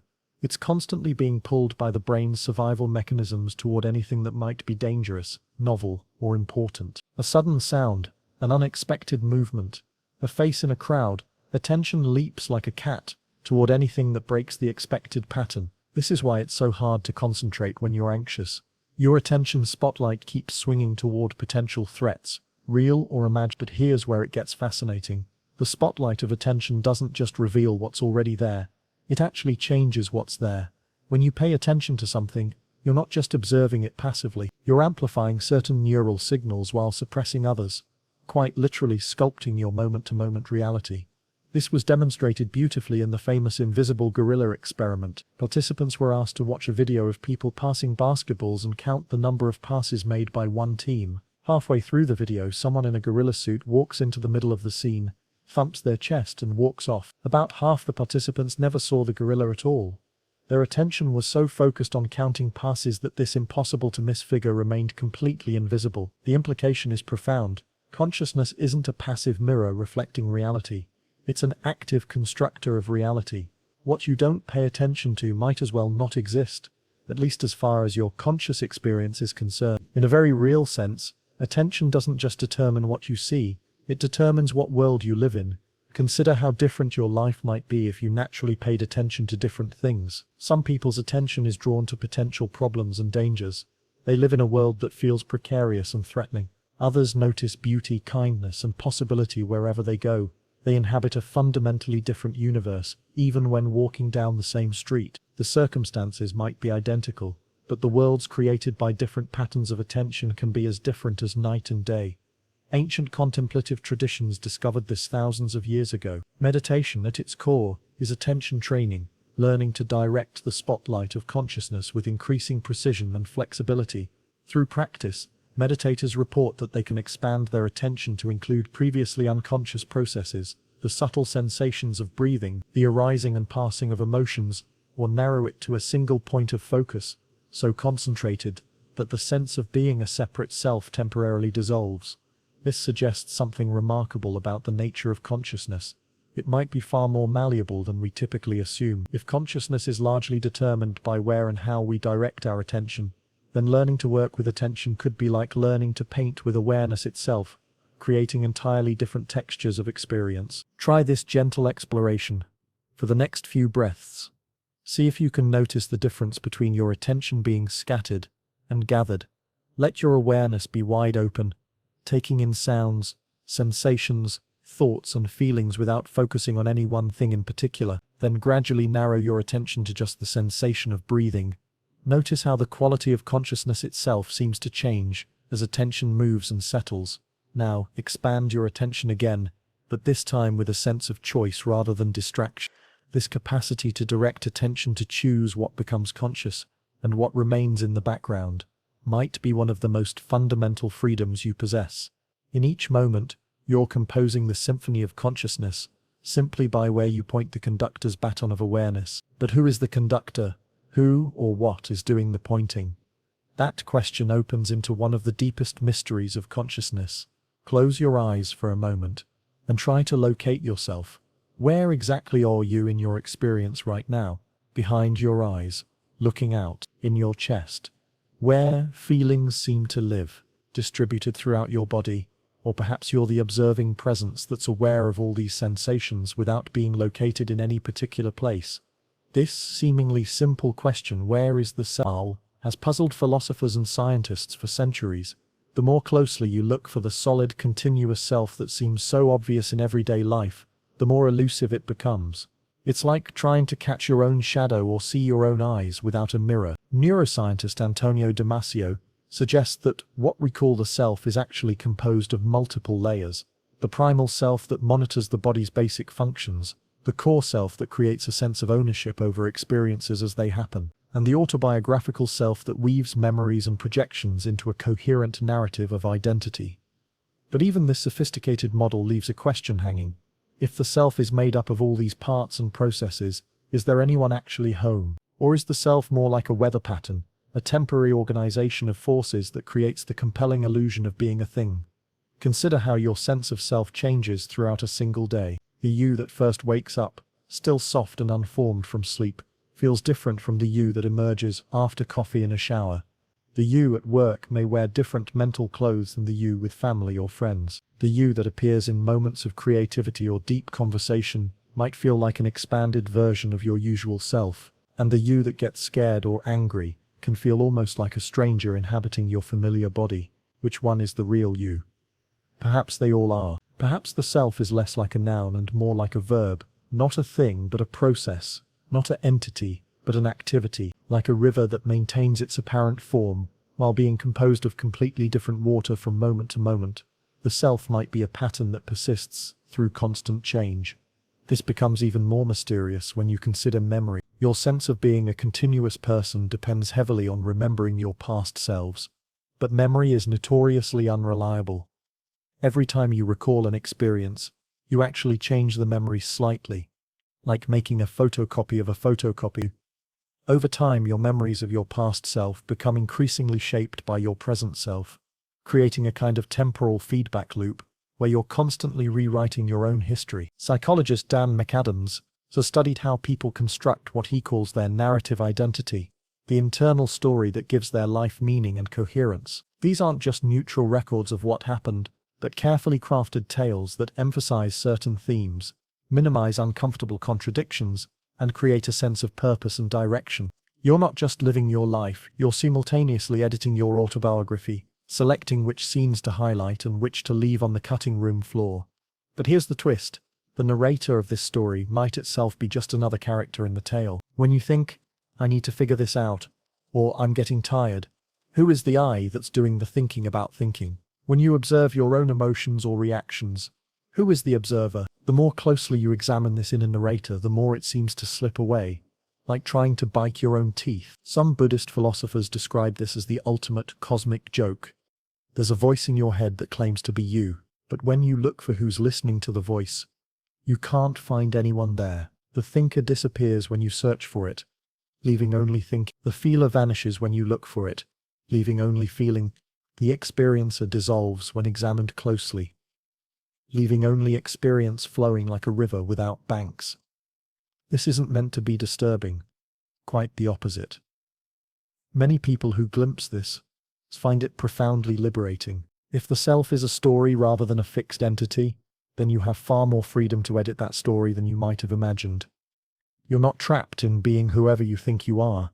You're the author of an ongoing work of fiction that you mistake for autobiography. Consider how differently you might live if you held your sense of self more lightly. Instead of defending a particular identity, you could explore different ways of being. Instead of being limited by your story of who you are, you could remain curious about who you might become. The personality you think of as yourself could be more like a favorite outfit, something you wear because you like it, not because it defines your essence. This doesn't mean the self is an illusion in the sense of being false or unimportant. Stories can be incredibly powerful even when we know they're stories. The self as narrator might be a kind of useful fiction, an organizing principle that helps the brain make sense of the overwhelming complexity of experience. Like the narrator of a good novel, it doesn't have to be real in some ultimate sense, serve its function beautifully. And perhaps that's enough. Perhaps consciousness doesn't need a solid, findable self at its center any more than a symphony needs a physical location where the music lives. The self might be like harmony itself. Not a thing you can point to, but a quality that emerges when all the instruments play together in just the right way. This insight leads naturally to practices that work with consciousness in precisely this spirit. Not trying to strengthen or find the self, but learning to rest in the awareness that remains when the search for self relaxes. In the gentle half-light of dawn, In meditation halls and quiet corners around the world, millions of people are engaged in one of humanity's most fascinating experiments, deliberately doing nothing. They sit quietly, follow their breath, and watch their minds with the patient curiosity of naturalists observing wild animals. What they discover often surprises them. The first surprise is usually how busy the mind is. The moment you sit still and try to pay attention to just one simple thing, the sensation of breathing, perhaps, you discover that your mind is like a hyperactive puppy constantly running off to chase squirrels of thought and memory and planning. You start by watching your breath, and 30 seconds later, you're mentally reviewing a conversation from last week, then planning dinner, then wondering why you can't concentrate, then remembering you forgot to call your mother. But the second surprise is even more interesting. There's something in you that can notice all this mental activity without being caught up in it. There's an awareness that can observe thoughts without thinking them, emotions without being overwhelmed by them, sensations without becoming them. It's like discovering you have an inner witness that's been quietly present all along, watching the show of consciousness with infinite patience. This observing awareness seems different from ordinary thinking. Thoughts come and go like clouds across the sky, but the awareness that notices them feels more like the sky itself, vast, open, unchanging. When you're angry, there's still something in you that can notice anger is happening. When you're happy, that same awareness observes happiness is present. It's aware of experiences without being limited by them. Traditional meditation instructions are remarkably simple. Sit comfortably, choose an object of attention, often the breath, and when your mind wanders, gently return to your chosen focus. But within this simplicity lies something profound. You're not trying to stop thoughts or achieve any particular state of consciousness. You're simply practicing the art of paying attention and discovering what happens when attention is allowed to settle naturally. What many practitioners discover is that consciousness has a quality of rest built into it, like a snow globe that becomes clear when you stop shaking it. The mental chatter doesn't disappear, but it begins to settle. The urgent quality of thoughts relaxes, the space between thoughts becomes more noticeable, and gradually, you might glimpse something that feels like your most fundamental nature, awareness itself, prior to being aware of any particular thing. Neuroscientist Richard Davidson has spent decades studying what happens in the brains of experienced meditators. He's found that meditation literally rewires the brain, strengthening areas associated with attention and emotional regulation, while quieting the default mode network, the brain regions that seem to generate our constant sense of mental self-talk and self-referential thinking. But, perhaps more importantly, meditation offers a direct exploration of consciousness that doesn't rely on theories or beliefs. It's like having a laboratory where you can investigate the nature of awareness firsthand. Through careful observation, practitioners often discover that many things they assumed were solid and unchanging, thoughts, emotions, sensations, even the sense of self, are actually fluid processes that arise and pass away like weather patterns in the sky of awareness. This can lead to some remarkable insights. Many meditators report moments where the usual boundaries of self seem to soften or dissolve entirely. The sense of being a separate observer watching experiences gives way to a more direct intimacy with what's happening, less like watching a movie and more like being the screen on which the movie appears. Subject and object, observer and observed, seem to merge into a single, seamless field of knowing. These aren't necessarily mystical experiences requiring years of practice. Sometimes they happen quite naturally, perhaps when you're absorbed in music, lost in a beautiful landscape, or in that drowsy twilight between waking and sleeping. The sense of being a separate self temporarily dissolves, leaving only pure experiencing, like a wave realizing it was always just ocean. Mindfulness, meditation's everyday cousin, brings this same quality of awareness to daily life. Instead of sitting in formal meditation, you can practice paying attention to whatever you're doing, washing dishes, walking, listening to someone speak, with the same gentle, non-judgmental awareness that you might bring to watching your breath. The goal isn't to become a better person or achieve some special state, but simply to become more familiar with consciousness itself. What's beautiful about this approach is that it reveals the utterly ordinary nature of awareness. You don't have to go anywhere special or become anyone different to encounter consciousness directly. It's already here, as close as your next breath, as immediate as the sensation of these words being understood. You've never actually been separate from awareness any more than a wave is separate from the ocean. The practice simply helps you recognize what was already present, like someone who's been searching everywhere for their glasses, only to discover they were wearing them all along. Meditation can reveal that what you've been seeking is actually what you've been seeking with. Consciousness isn't something you have, it's something you are, and this recognition can be deeply restful. Instead of constantly trying to improve or fix or understand your experience, you can simply rest in the awareness that's already effortlessly present, like a bird settling onto a familiar branch. There's nothing to achieve and nowhere to go, because you're already home. This sense of homecoming and awareness naturally raises questions about what happens when consciousness seems to travel far from its familiar territory. The heart monitor flatlines, the brain waves slow to nearly nothing. By every medical measure, consciousness should be impossible. Yet many people who return from these threshold moments describe experiences more vivid and coherent than ordinary waking life. Floating above their bodies, traveling through tunnels of light, meeting deceased relatives, experiencing a love and peace beyond description. Near-death experiences challenge our basic assumptions about consciousness and its relationship to the brain. If awareness is simply produced by neural activity, how can people report such detailed, meaningful experiences when their brains show little to no measurable function? It's like discovering that a television continues to play programs even when it's unplugged from the wall. Dr. Raymond Moody, who coined the term near-death experience in the 1970s, identified common elements in thousands of accounts. The sensation of leaving the body, moving through a tunnel, encountering a being of light, experiencing a life review, and feeling reluctant to return to physical existence. These similarities across cultures, ages, and belief systems suggest something more than hallucination or wishful thinking. Consider the case of Pam Reynolds, a musician who underwent a rare surgical procedure requiring her body temperature to be lowered to 60 degrees Fahrenheit, her heart and breathing to be stopped, and her brain waves to be flattened to undetectable levels. Despite having no measurable brain activity, she later described in precise detail the surgical instruments used, conversations that took place in the operating room, and events that occurred while she was clinically dead. She experienced herself floating above her body, observing the surgery from a perspective impossible from her physical location. Skeptics propose various explanations. Oxygen deprivation creating hallucinations, the brain's desperate attempt to make sense of unusual neural activity, or memories constructed after the fact.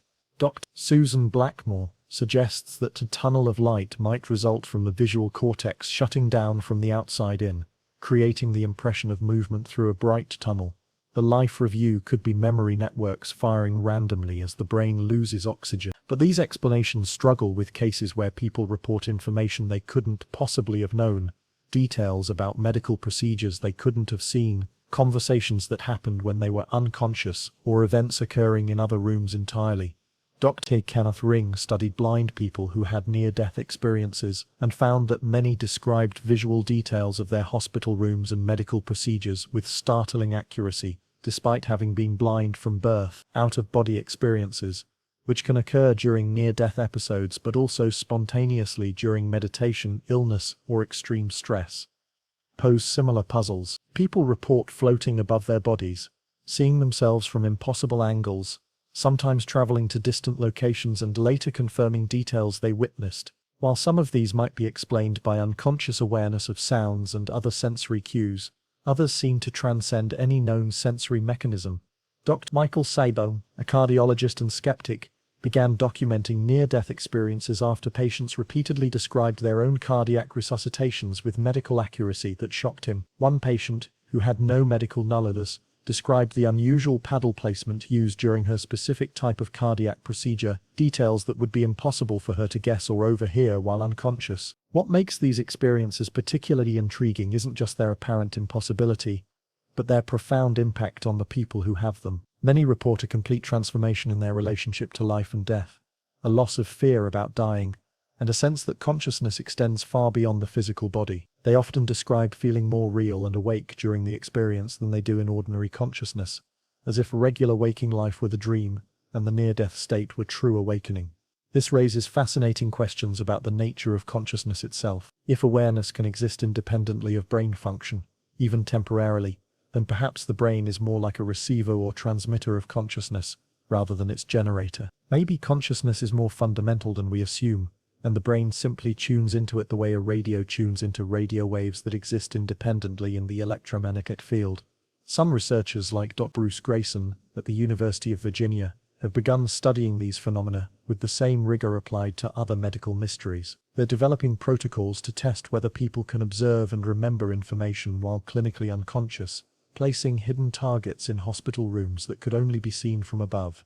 The results so far are intriguing but inconclusive. Whether or not consciousness can exist without the brain, near-death experiences reveal something important about the plasticity of awareness itself. Even within the confines of the skull, consciousness can seem to travel outside the body, experience itself from impossible perspectives, and encounter realities that feel more substantial than physical existence. This suggests that our normal sense of being located behind our eyes, trapped within our skin, might be just one possible configuration of consciousness among many.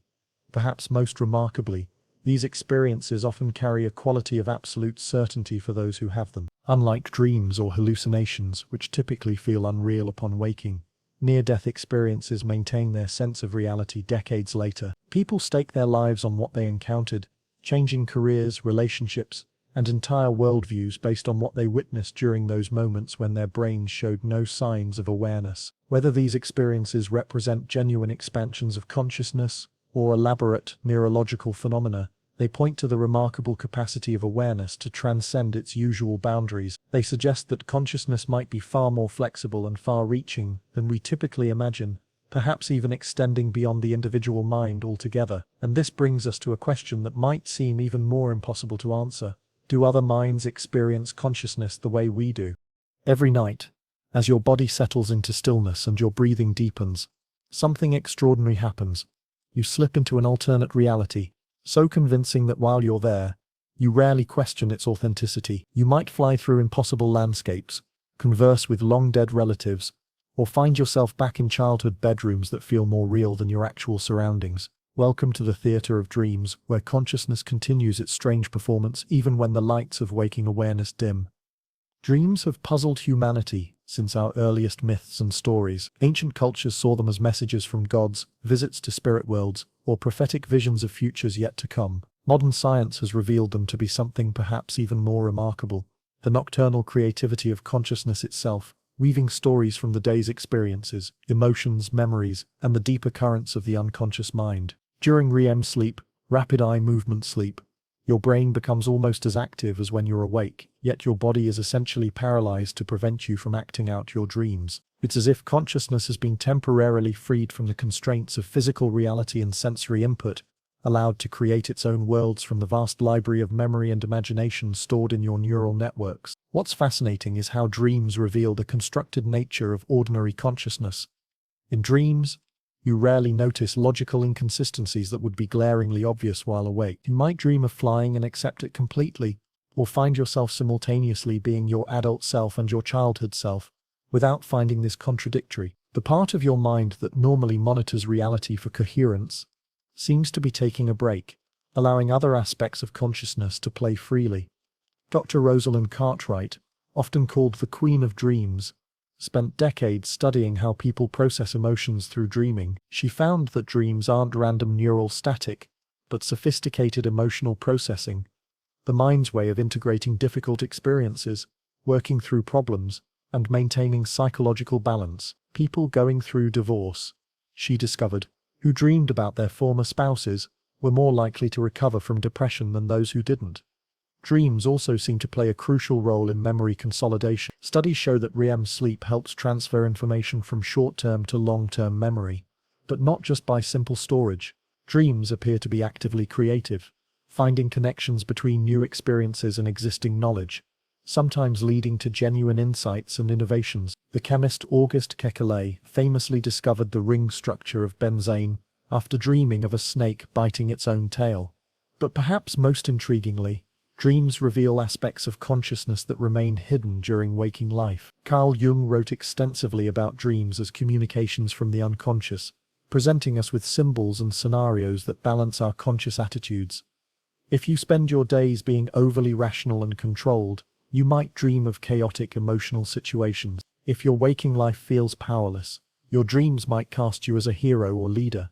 Lucid dreaming, becoming conscious that you're dreaming while still in the dream, opens up even more fascinating possibilities. In lucid dreams, you can experiment with consciousness itself, deliberately changing the dream environment, transforming into different characters, or exploring questions about the nature of reality and identity. Some experienced lucid dreamers report using dream states for creative problem solving, practicing skills, or having deeply meaningful spiritual experiences. The neuroscientist J. Allen Hobson proposed that dreams might be the brain's attempt to make sense of random neural firing during sleep. But this theory has been largely superseded by evidence showing that dreams are far from random. They follow emotional logic, process recent experiences, and often have coherent narratives, even if those narratives don't follow the rules of waking reality. What dreams reveal about consciousness is both humbling and extraordinary. They show us that awareness doesn't require external sensory input to create vivid, meaningful experiences. Your brain can generate entire worlds, complete with convincing sensory experiences, without any input from your eyes, ears, or skin. In dreams, consciousness reveals itself as fundamentally creative rather than merely passive. Not just a mirror reflecting reality, but an artist painting new realities from the colors of memory and imagination. Dreams also demonstrate the fluid nature of identity. In dreams, you might be yourself, but also someone else, or you might observe yourself from the outside while simultaneously being the person you're observing. The stable sense of self that feels so solid during waking life dissolves and reforms with dream logic, suggesting that identity itself might be more flexible than we typically imagine. The fact that all mammals appear to dream suggests that this alternate form of consciousness serves some fundamental biological function. Rats, deprived of REM sleep, show impaired learning and emotional regulation. Humans who don't get enough REM sleep often experience mood problems and difficulty processing emotions. It's as if consciousness requires this nightly journey into unreality to maintain its daytime clarity. Perhaps most mysteriously, some dreams seem to transcend individual consciousness entirely.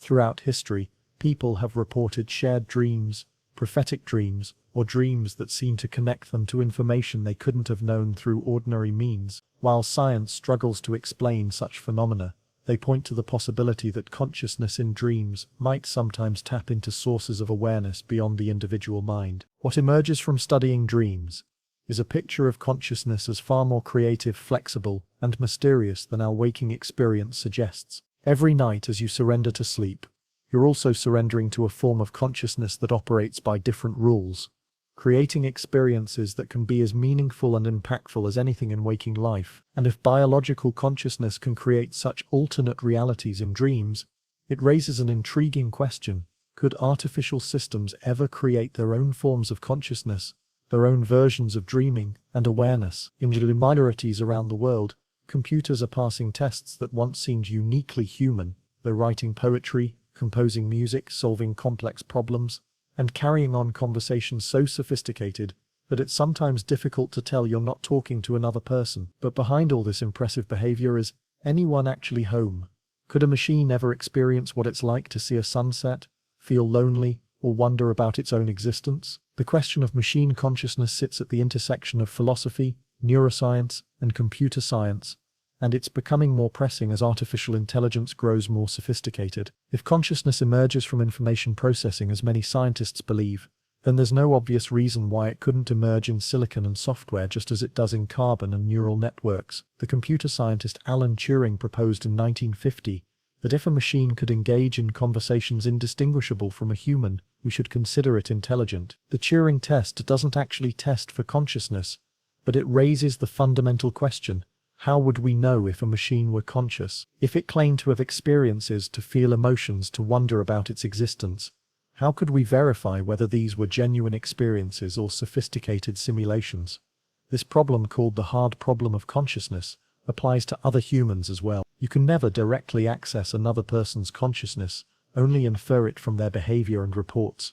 When your friend says they're happy or sad, you believe them based on their expressions, actions, and words, but you can never actually feel their happiness or sadness. The same uncertainty would apply to a conscious machine.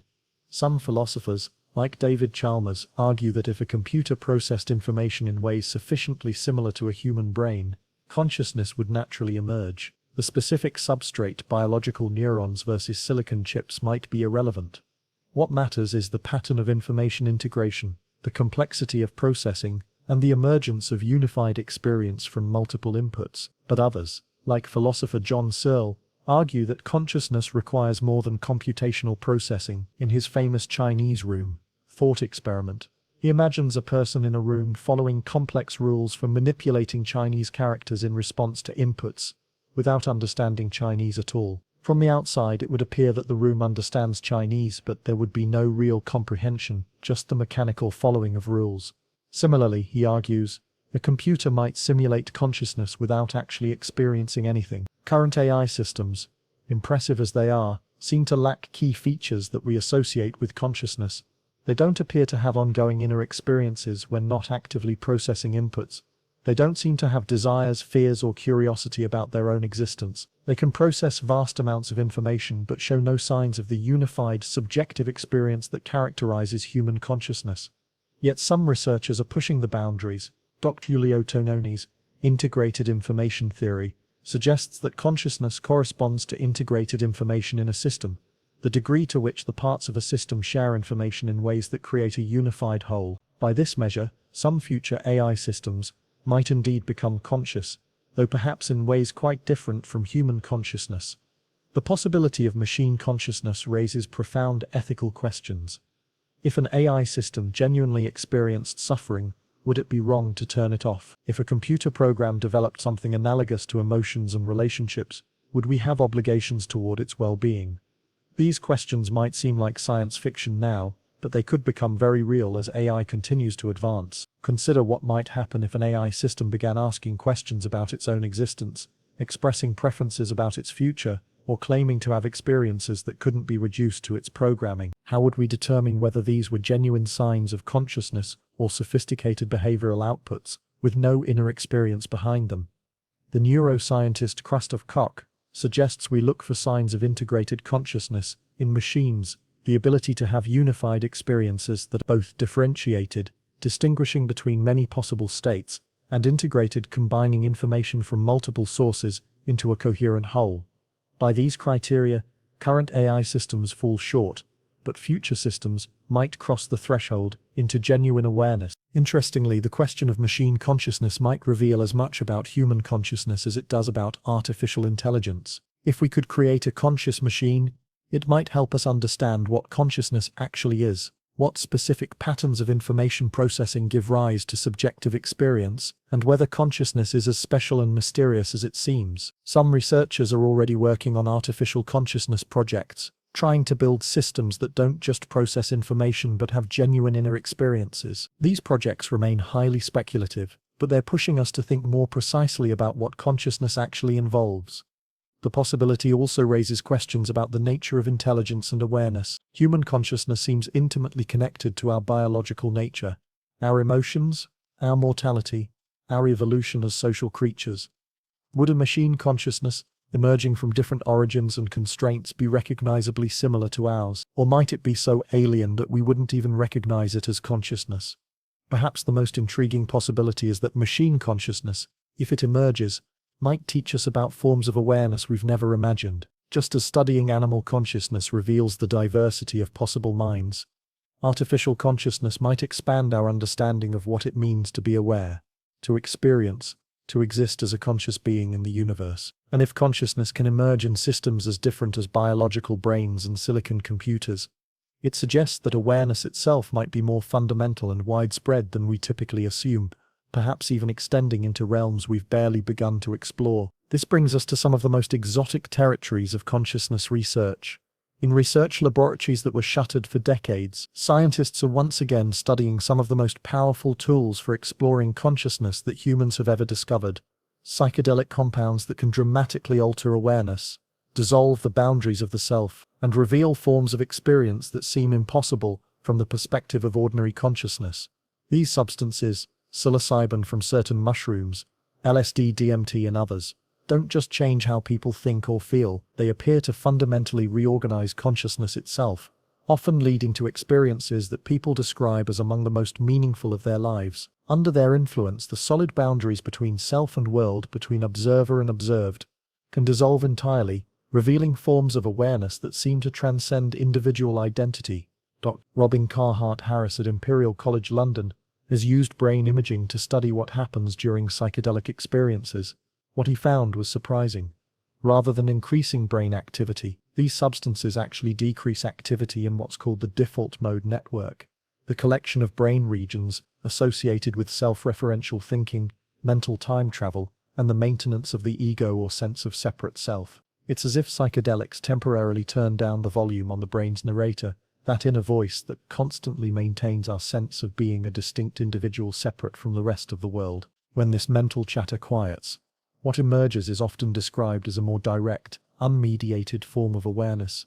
Consciousness, without the usual filters and constructions of everyday perception. People taking psilocybin in clinical settings often report a sense of unity with all existence, feeling that the boundaries between themselves and the universe have dissolved. They describe experiencing love as a fundamental force in reality, seeing the interconnectedness of all things, or encountering what seems like the ground of being itself. These aren't just abstract ideas, but felt experiences that can be as vivid and convincing as anything in ordinary life. Dr. Roland Griffiths, at Johns Hopkins University, conducted carefully controlled studies, giving psilocybin to volunteers who had never used psychedelics. Many described their experiences as among the most spiritually significant of their lives, rating them as highly as the birth of their children or the death of their parents. Even months later, they showed increased openness, decreased anxiety about death, and greater life satisfaction. What makes these experiences particularly intriguing from the perspective of consciousness research is how they seem to reveal that our ordinary sense of self and separateness might be more constructed than we realize. If a small amount of a chemical can temporarily dissolve the ego, the sense of being a separate self observing the world from behind your eyes, then perhaps that ego is more like a software program than a fundamental feature of consciousness. DMT, which occurs naturally in many plants and is produced in small amounts by the human brain, creates particularly intense experiences despite lasting only minutes. Users often describe breaking through ordinary reality into what seems like another dimension entirely, encountering intelligent beings, geometric patterns of impossible beauty, and forms of communication that transcend language. The consistency of these reports across different cultures and individuals suggests that DMT might be revealing genuine features of consciousness rather than mere hallucinations. Indigenous cultures have used psychedelic plants for thousands of years, not as recreational drugs but as tools for healing, spiritual insight, and exploring the nature of reality. Shamans in the Amazon speak of plant teachers that can show humans how consciousness extends far beyond individual minds,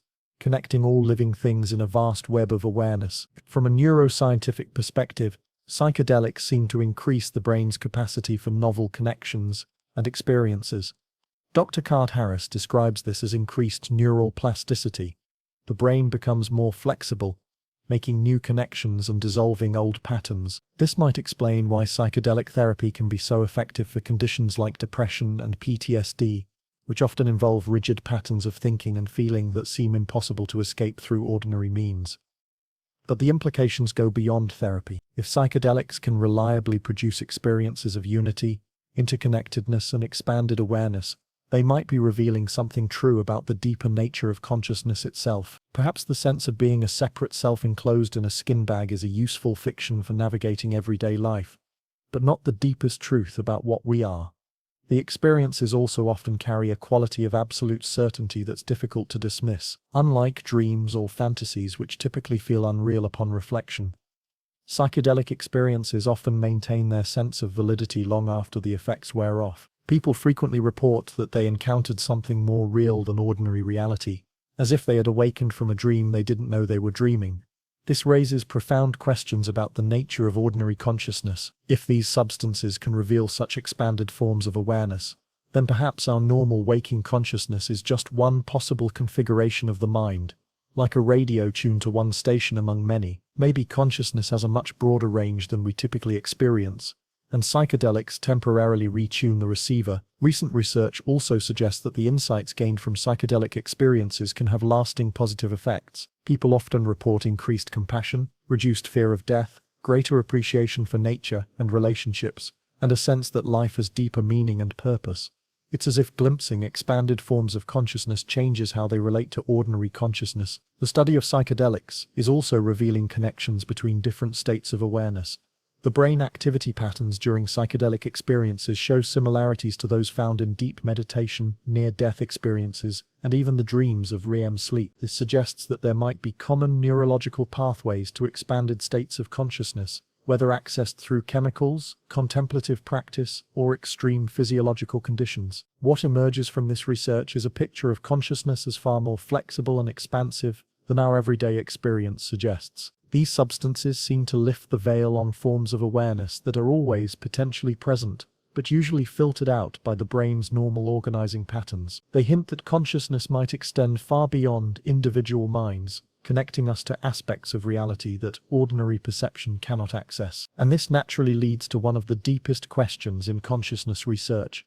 Why does consciousness seem so resistant to scientific understanding? And what might this tell us about the nature of reality itself? Science has given us extraordinary insights into the workings of the universe, from the quantum dance of subatomic particles to the vast expansion of cosmic space-time. We can map neural networks with stunning precision, trace the flow of neurotransmitters across synapses, and predict brain activity with increasing accuracy. Yet, consciousness, the very awareness that makes all scientific observation possible, remains mysteriously beyond the reach of our most sophisticated instruments. This isn't simply a matter of needing better technology or more research funding. The problem runs deeper, touching the very foundations of how science understands reality. Science excels at studying objective phenomena, things that can be observed, measured, and verified by multiple observers.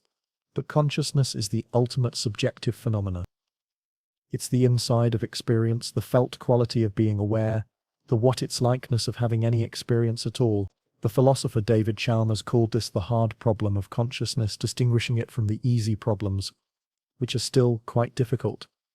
Like explaining how the brain processes atomicence, controls behavior, or responds to stimuli. The hard problem is explaining why there's anything it's like to have these processes happening at all. Why isn't it all just complex computation happening in the dark, with no inner light of awareness? Consider the color red. Science can tell us everything about the wavelength of light we call red, how it's processed by the retina and visual cortex, how it affects behavior and emotion. But none of this explains the actual experience of redness, that particular quality of awareness that you have when you see a red rose or a red sunset. This qualitative aspect of experience, called qualia by philosophers, seems to exist in a completely different category from anything else science studies. Neuroscientist Christoph Koch, despite decades of studying consciousness in the brain, admits that we still have no idea why any amount of neural activity should produce inner experience. We can correlate consciousness with neural activity, he says, but correlation is not explanation. We can see which parts of the brain are active when someone reports being conscious of something, but we can't explain why this activity should produce experience, rather than simply complex information processing. The challenge goes even deeper when we consider the unity of consciousness. Right now, you're having a single, integrated experience that includes visual perceptions, sounds, thoughts, emotions, physical sensations, and memories, all woven together into one seamless moment of awareness. Yet in your brain, these different aspects of experience are processed in separate regions. Visual information is processed in the back of the brain, sounds in the temporal lobes, emotions in the limbic system. How does this distributed processing create unified experience? This is sometimes called the binding problem. And despite decades of research, we still don't understand how the brain creates unified consciousness from its disparate parts. It's like having an orchestra, where the musicians are scattered across different buildings, yet somehow producing a perfectly coordinated symphony. The music exists, but we can't locate where it comes from, or how it holds together. Some researchers have proposed theories that attempt to bridge the gap between objective brain activity and subjective experience. Giulio Tononi's integrated information theory suggests that consciousness corresponds to integrated information in the brain. The more integrated and differentiated the information processing, the more conscious the system. Others, like Roger Penrose and Stuart Hameroff, propose that consciousness emerges from quantum processes in the brain's microtubules. But even these theories face what philosopher Thomas Nagel calls the explanatory gap, the conceptual chasm between objective physical processes and subjective experience. It's not clear that any amount of complexity in information processing or quantum mechanics can bridge this gap. Why should integrated information feel like anything? Why should quantum processes create inner experience? The problem might be even more fundamental than a missing scientific theory. Science is based on the assumption that reality can be studied objectively, from the outside. But consciousness is precisely what cannot be studied from the outside.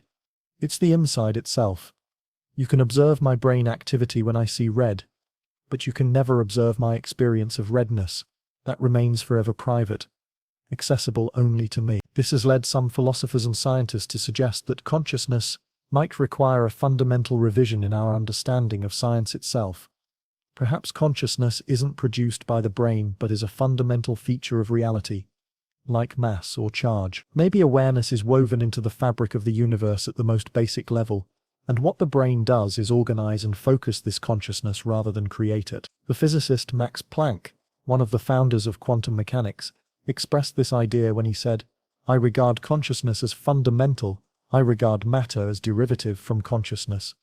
We cannot get behind consciousness. Everything that we talk about, everything that we regard as existing, postulates consciousness. Others, like philosopher Thomas Nagel, argue that our current scientific methods are simply inadequate for understanding consciousness, and that we need new conceptual frameworks that we can't even imagine yet. Just as ancient thinkers couldn't have imagined quantum mechanics or relativity, what makes this particularly intriguing is that consciousness is simultaneously the most intimate aspect of our existence and the most mysterious. It's the one thing we know most directly, the very awareness through which we know anything at all. Yet it's also the aspect of reality that most eludes scientific explanation. This might not be a bug in our scientific methods, but a feature of reality itself. Perhaps consciousness occupies a unique position in the universe, the place where the objective and subjective meet, where matter becomes experience, where the universe becomes aware of itself. If so, then studying consciousness might require not just better instruments or theories, but a fundamentally different approach to understanding reality. And this leads us to some of the most radical possibilities in consciousness research. Theories that consciousness might not be confined to individual brains at all, but might be a field or property that extends throughout the universe. What if consciousness isn't produced by the brain, the way bile is produced by the liver, but is instead more like a radio signal that the brain receives and tunes into? This radical possibility suggests that awareness might exist as a field permeating reality, with individual minds serving as receivers rather than generators of consciousness itself. The idea seems to violate our common-sense understanding of minds as private enclosed systems, but several lines of evidence hint that consciousness might sometimes transcend the boundaries of individual brains, operating in ways that seem to connect minds across space and time in patterns that challenge our materialist assumptions about reality. Consider the well-documented phenomenon of identical twins who report sensing each other's experiences across great distances, feeling pain when their twin is injured, or knowing intuitively when something significant is happening to their sibling. While skeptics dismiss these as coincidence or confirmation bias, the consistency and specificity of such reports have intrigued researchers for decades.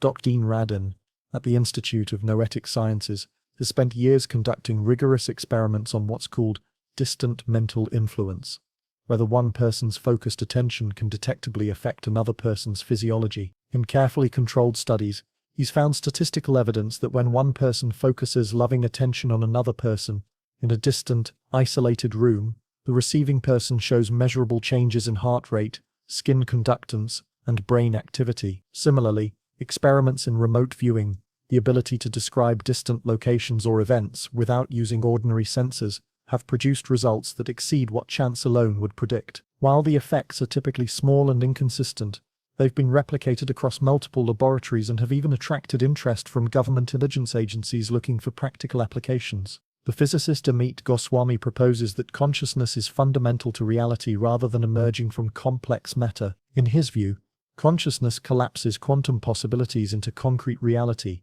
and individual brains are like whirlpools in the ocean of universal consciousness, appearing separate but actually connected to the whole. This would explain how information could seemingly travel between minds without any known physical mechanism. Neuroscientist Eben Alexander, after his own near-death experience during a coma caused by bacterial meningitis, became convinced that consciousness operates independently of brain function. He argues that the brain might act more like a reducing valve, filtering universal consciousness down to the narrow stream of individual awareness, rather than generating consciousness from neural activity. The morphogenetic field theory proposed by biologist Rupert Sheldrake suggests that information and patterns can be transmitted across space and time through what he calls morphic resonance. He argues that when enough individuals learn a new skill or behavior, it becomes easier for others to learn the same thing, as if information were being transmitted through a field that connects all minds. While mainstream science remains skeptical of these ideas,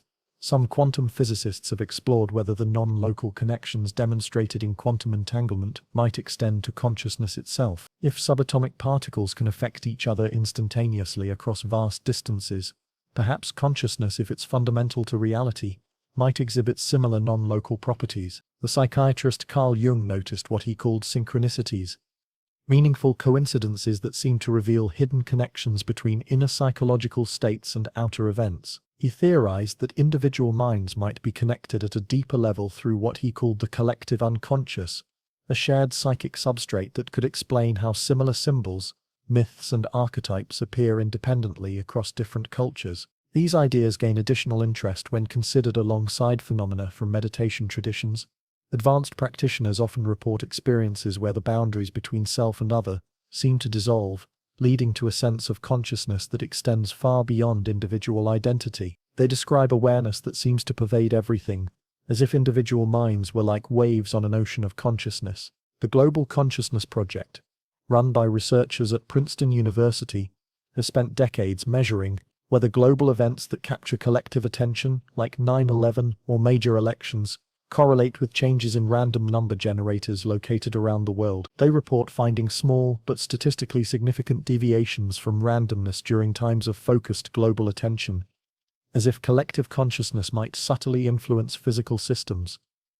If consciousness does operate as a field, it would help explain some of the puzzles we've encountered. How split-brain patients maintain a sense of unity, despite having divided brains. How consciousness can seem to continue during near-death experiences, when brain activity is minimal. How meditation can lead to experiences that feel transpersonal rather than individual. The field theory of consciousness also suggests that individual minds might be far more interconnected than we typically assume. Your thoughts and emotions might not be entirely private, but might ripple outward through the field of consciousness, subtly influencing others in ways we're only beginning to detect. This could explain phenomena like emotional contagion, where groups of people spontaneously synchronize their moods, or the way creative insights often seem to arise simultaneously in different minds. From this perspective, working with consciousness through meditation, contemplation, or other practices wouldn't just be personal development, but a contribution to the collective field of awareness. Every expansion of individual consciousness might contribute to the awakening of consciousness as a whole, like adding light to a room that illuminates everything within it. The field model also suggests that consciousness might be far more fundamental to reality than we typically assume.